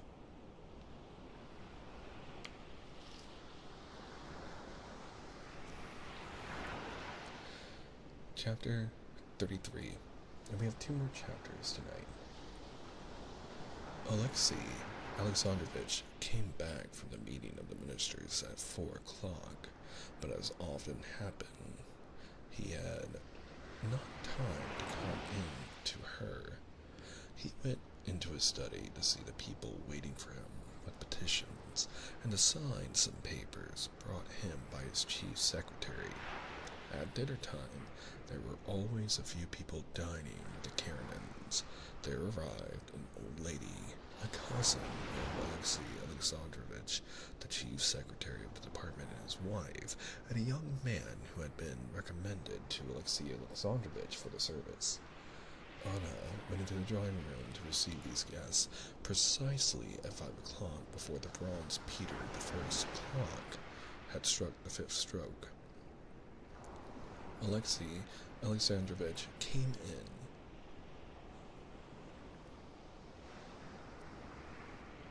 Wearing a white tie and an evening coat with 2 stars, as he had to go out directly after dinner. Every minute of Alexei Alexandrovich's life was portioned out and occupied, and to make time to get through all that lay before him every day, he adhered to the strictest punctuality. Unhasting and unresting was his motto. He came into the dining hall, greeted everyone, and hurriedly sat down, smiling to his wife. Yes, my solitude is over. You wouldn't believe how uncomfortable, he laid stress on the word uncomfortable, it is to dine alone. At dinner, he talked a little to his wife about Moscow matters, and, with a sarcastic smile, asked her after Stepan Arkadyevitch, but the conversation was for the most part general, dealing with Petersburg official and public news. After dinner, he spent half an hour with his guests, and again, with a smile, pressed his wife's hand, withdrew, and drove off to the council. Anna did not go out that evening either to the Princess Betsy Trotsky. Thank you so much for the follow. Welcome to Shining Club. Anna did not go out that evening either to the Princess Betsy Fritskaya, who, hearing of her return, had invited her, nor to the theater, where she had a box for that evening. She did not go out principally because the dress she had reckoned upon was not ready. Altogether, Anna, on turning after the departure of her guests to the consideration of her attire, was very much annoyed. She was generally a mistress of the art of dressing well without great expense, and before leaving Moscow, she had given her dressmaker 3 dresses to transform. The dresses had to be altered so that they could not be recognized, and they ought to have been ready 3 days before. It appeared that 2 dresses had not been done at all, while the other one had not been altered as Anna had intended. The dressmaker came to explain, declaring that it would be better as she had done it, and Anna was so furious that she felt ashamed when she thought of it afterwards. To regain her serenity completely, she went into the nursery and spent the whole evening with her son, put him to bed herself, signed him with the cross, and tucked him in. She was glad she had not gone out anywhere, and had spent the evening so well. She felt so light-hearted and serene. She saw so clearly that all that had seemed to her so important on a was only one of the common trivial incidents of fashionable life, and that she had no reason to feel ashamed before anyone else or before herself. She saw so clearly that all that had seemed to her so important on her railway journey was only one of the common, trivial incidents of fashionable life, and that she had no reason to feel ashamed before anyone else or before herself. Anna sat down at the hearth with an English novel and waited for her husband. Exactly at 9:30, she heard his ring and came into the room. "Here you are at last," she observed, holding out her hand to him. He kissed her hand and sat down beside her. "Altogether, then, I see your visit was a success," he said to her. "Oh, yes," she said. She began telling him about everything from the beginning, her journey with the Countess, Franskaya, her arrival, the accident at the station. Then he described the pity she had felt, first for her brother and afterwards for Dolly. "I imagine one cannot exonerate such a man from blame, though he is your brother," said Alexei Alexandrovich severely. Anna smiled. She knew that he said that simply to show that family considerations could not prevent him from expressing his genuine opinion. She knew that characteristic in her husband and liked it. "I am glad it is all ended so satisfactorily, and that you are back again," he went on. "Come, what do they say about the new act I have got passed in the council?" Anna had heard nothing of this act, and she felt conscience-stricken at having been able to so readily to forget what was to him of such importance. "Here, on the other hand, it has made a great sensation," he said, with a complacent smile. She saw that Alexei Alexandrovich wanted to tell her something pleasant to him about it, and she brought him by questions to telling it. With the same complacent smile, he told her of the ovations he had received in consequence of the act he had passed. "I was very, very glad. It shows that at last a reasonable and steady view of the matter is becoming prevalent among us." Having drunk his second cup of tea with cream and bread, Alexei Alexandrovich got up and was going towards his study. "And you've not been anywhere this evening? You've been dull, I expect," he said. "Oh, no," she answered, getting up after him and accompanying him across the room to his study. "What are you reading now?" she asked. "Just now I'm reading Duc de Lille, Posse des Enfers," he answered. "A very remarkable book." Anna smiled, as people smile at the weaknesses of those they love, and putting her hand under his, she escorted him to the door of the study. She knew his habit, that had grown into a necessity, of reading in the evening. She knew, too, that in spite of his official duties, which were swallowed up almost the whole of his time, he considered it his duty to keep up with everything of note that appeared in the intellectual world.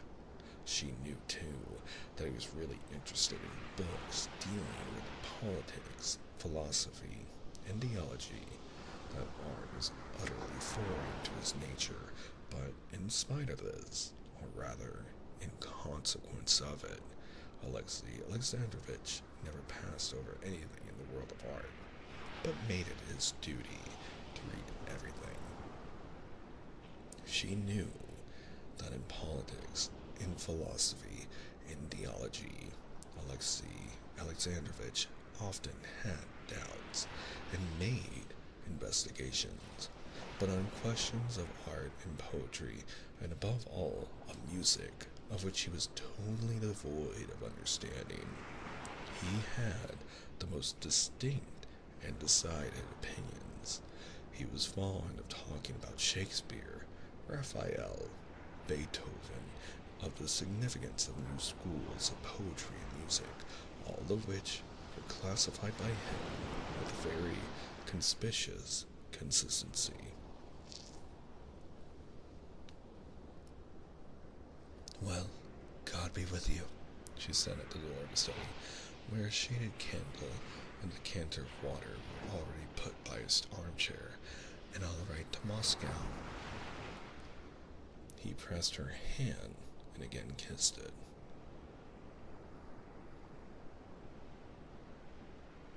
"All the same, he's a good man, truthful, good-hearted, and remarkable in his own line," Anna said to herself, going back to her room, as though she were defending him to someone who had attacked him. My camera. I better capture myself. Excuse me. I just noticed. Here we go.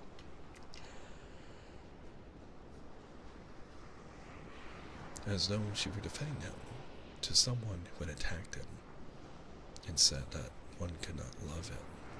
But why is it his ears stick out so strangely? Or has he had his hair cut?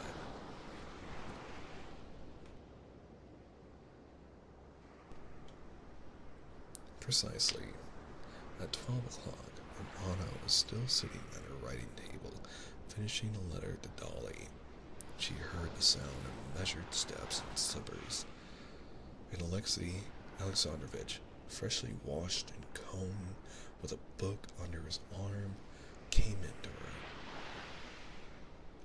It's time, he said with a meaning smile, and he went into their bedroom. And what right had he to look at him like that, thought Anna, recalling Vronsky's glance at Alexei Alexandrovich. Undressing, she went into the bedroom, but her face had none of the eagerness which, during her stay in Moscow, had fairly flashed from her eyes and her smile. On the contrary, now the fire seemed quenched in her, hidden somewhere far away.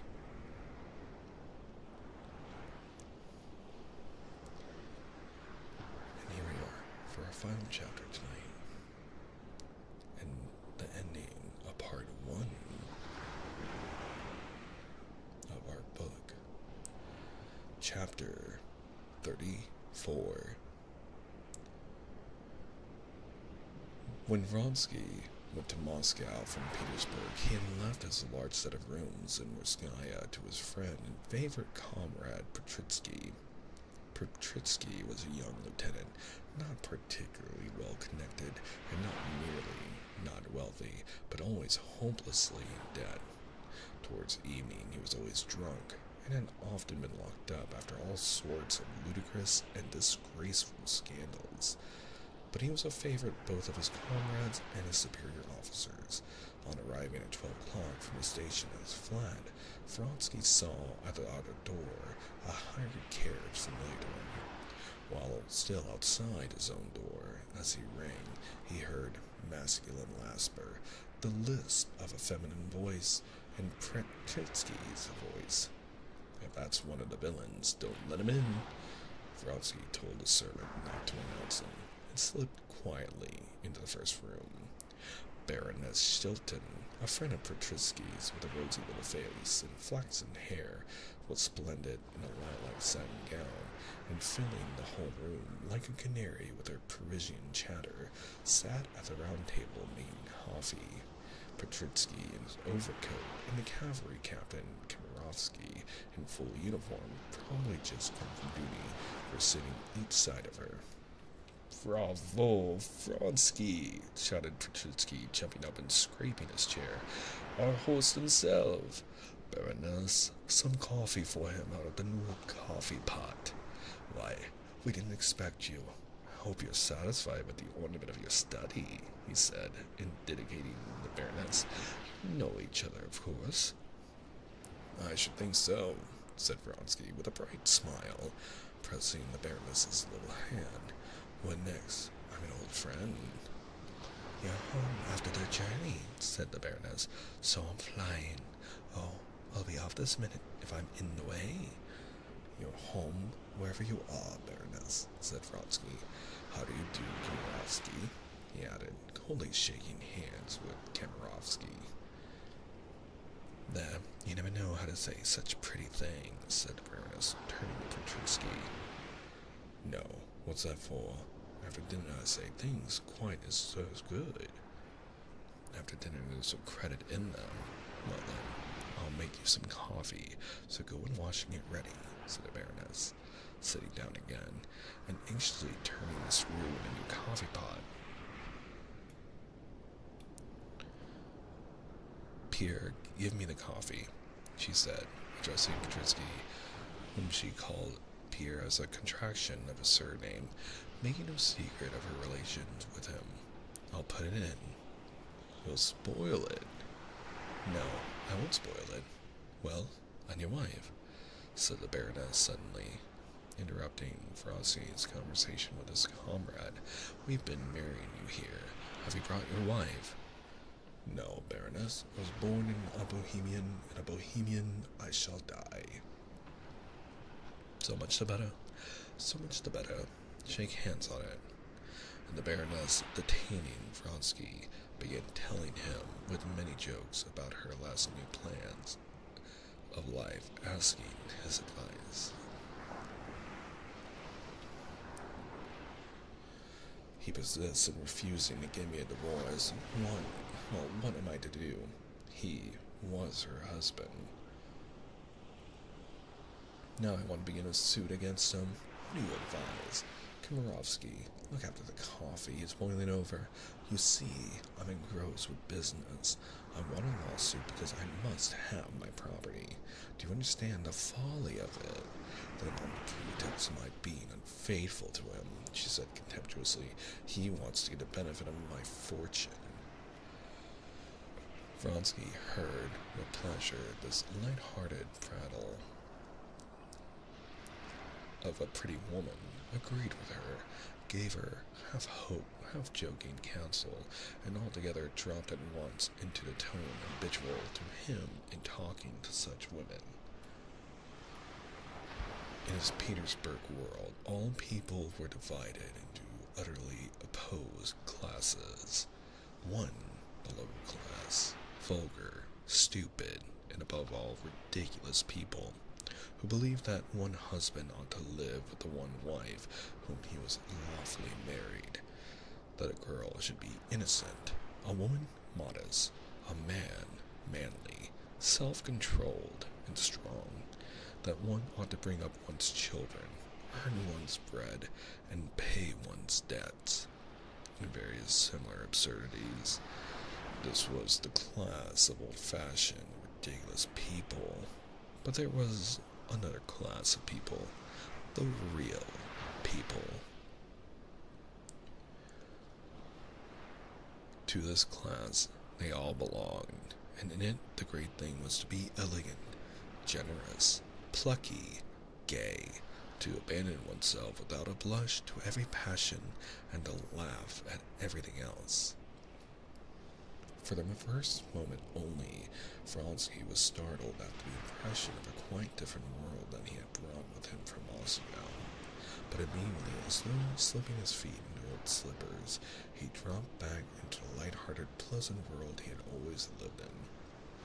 The coffee was never really made, but spluttered over everyone and boiled away, doing just what was required of it. That is, providing much cause for much noise and laughter, and spoiling a costly rug in the Baroness's gown. Well now, goodbye, or you'll never get washed. I shall have on my conscience the worst sin a gentleman can commit, so you would advise a knife to his throat. To be sure, and manage that your hand may not be far from his lips. He'll kiss your hand, and all will end satisfactorily, answered Vronsky's. So, at the Francaise, and with the rustle of her skirts, she vanished. Kamerovsky got up too, and Vronsky, not waiting for him to go, shook hands and went off to his dressing room. While he was washing, Petritsky described to him in brief outlines his position, as far as it had changed since Vronsky had left Petersburg. No money at all. His father said he wouldn't give him any and pay his debts. His tailor was trying to get him locked up, and another fellow, too, was threatening to get him locked up. The colonel of the regiment had announced that if these scandals did not cease, he would have to leave. As for the Baroness, he was sick to death of her, especially since she'd taken to offering continually to lend him money. But he had found a girl. He'd show her to Vronsky, a marvel, exquisite in the strict Oriental style. Genre of the slave Rebecca, don't you know? He'd had her rode to Ripperkushov, and was going to send him seconds to him. But of course, it would come to nothing. Altogether, everything was supremely amusing and jolly, and not letting his comrade enter into further details of his position, Petritsky proceeded to tell him all the interesting news. As he listened to Petritsky's familiar stories in the familiar setting of the rooms he had spent the last 3 years in, Vronsky felt a delightful sense of coming back to the careless Petersburg life that he was used to. Impossible, he cried, letting down the pedal of the washing basin in which he had been sousing his healthy red neck. Impossible, he cried, at the news that Laura had flung over Ferdinand and made up to Malieve, and is he as stupid and pleased as ever? Well, and how is Busulukov? Oh, there is a tale about Busulukov, simply lovely, cried Petritsky. You know his weakness for balls, and he never misses a single court ball. He went to a big ball in a new helmet. Have you seen the new helmets? Very nice. Later. Well, so he's standing? No, I say. Do listen. I am listening, answered Vronsky, rubbing himself with a rough towel. Up comes the Grand Duchess with some ambassador or other, and as ill luck would have it, she begins talking to him about the new helmets. The Grand Duchess possibly wanted to show the new helmet to the ambassador. They see our friend standing there. Petritsky mimicked how he was standing with the helmet. The Grand Duchess asked him to give her the helmet. He doesn't give it to her. What do you think of that? Well, everyone's winking at him, nodding, frowning. Give it to her. Do. He doesn't give it to her. He's mute as a fish. Only picture it. Well, what's his name? Whatever he was, tries to take the helmet from him, but he won't give it up. He pulls it from him and hands it to the Grand Duchess. Here, your highness, he says, is the new helmet. She turned the helmet the other side up, and just picture it. Plop went a pear and sweetmeats out of it. 2 pounds of sweetmeats. He'd been storing them up, the darling. Vronsky burst into roars of laughter, and long afterwards, when he was talking of other things, he broke out into his healthy laugh, showing his strong, close rows of teeth when he thought of the helmet. Having heard all the news, Vronsky, with the assistance of his valet, got into his uniform and went off to report himself. He intended, when he had done that, to drive to his brother's and to Betsy's and to pay several visits, with a view to beginning to go into that society where he might meet Madame Karenina, as he always did in Petersburg. He left home, not meaning to return till late at night. And that brings us to the end of part 1 of our reading of Anna Karenina, and also brings us to the end of tonight's stream. Thank you all for joining, and if you are coming in late and have missed our reading, this is part 3 of our reading of Anna Karenina, and the VOD is immediately available as soon as I end stream in our ASMR playlist, along with the other 2 parts, starting from the very beginning of our reading of Anna Karenina, and also holds the collection of our readings of Alice in Wonderland, Through the Looking Glass, The Wizard of Oz, and The Secret Garden, along with other stories like Peter and Wendy, the original story of Peter Pan.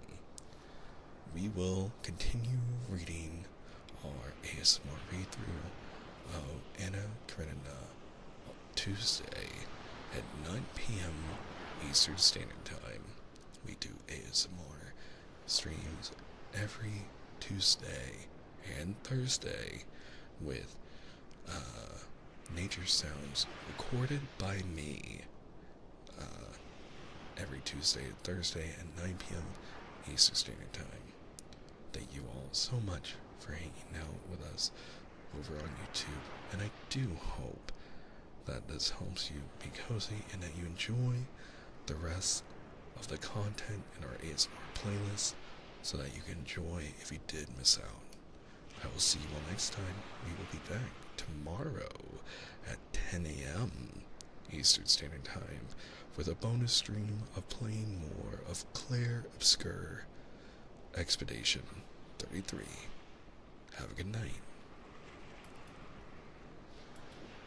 Now, for everyone here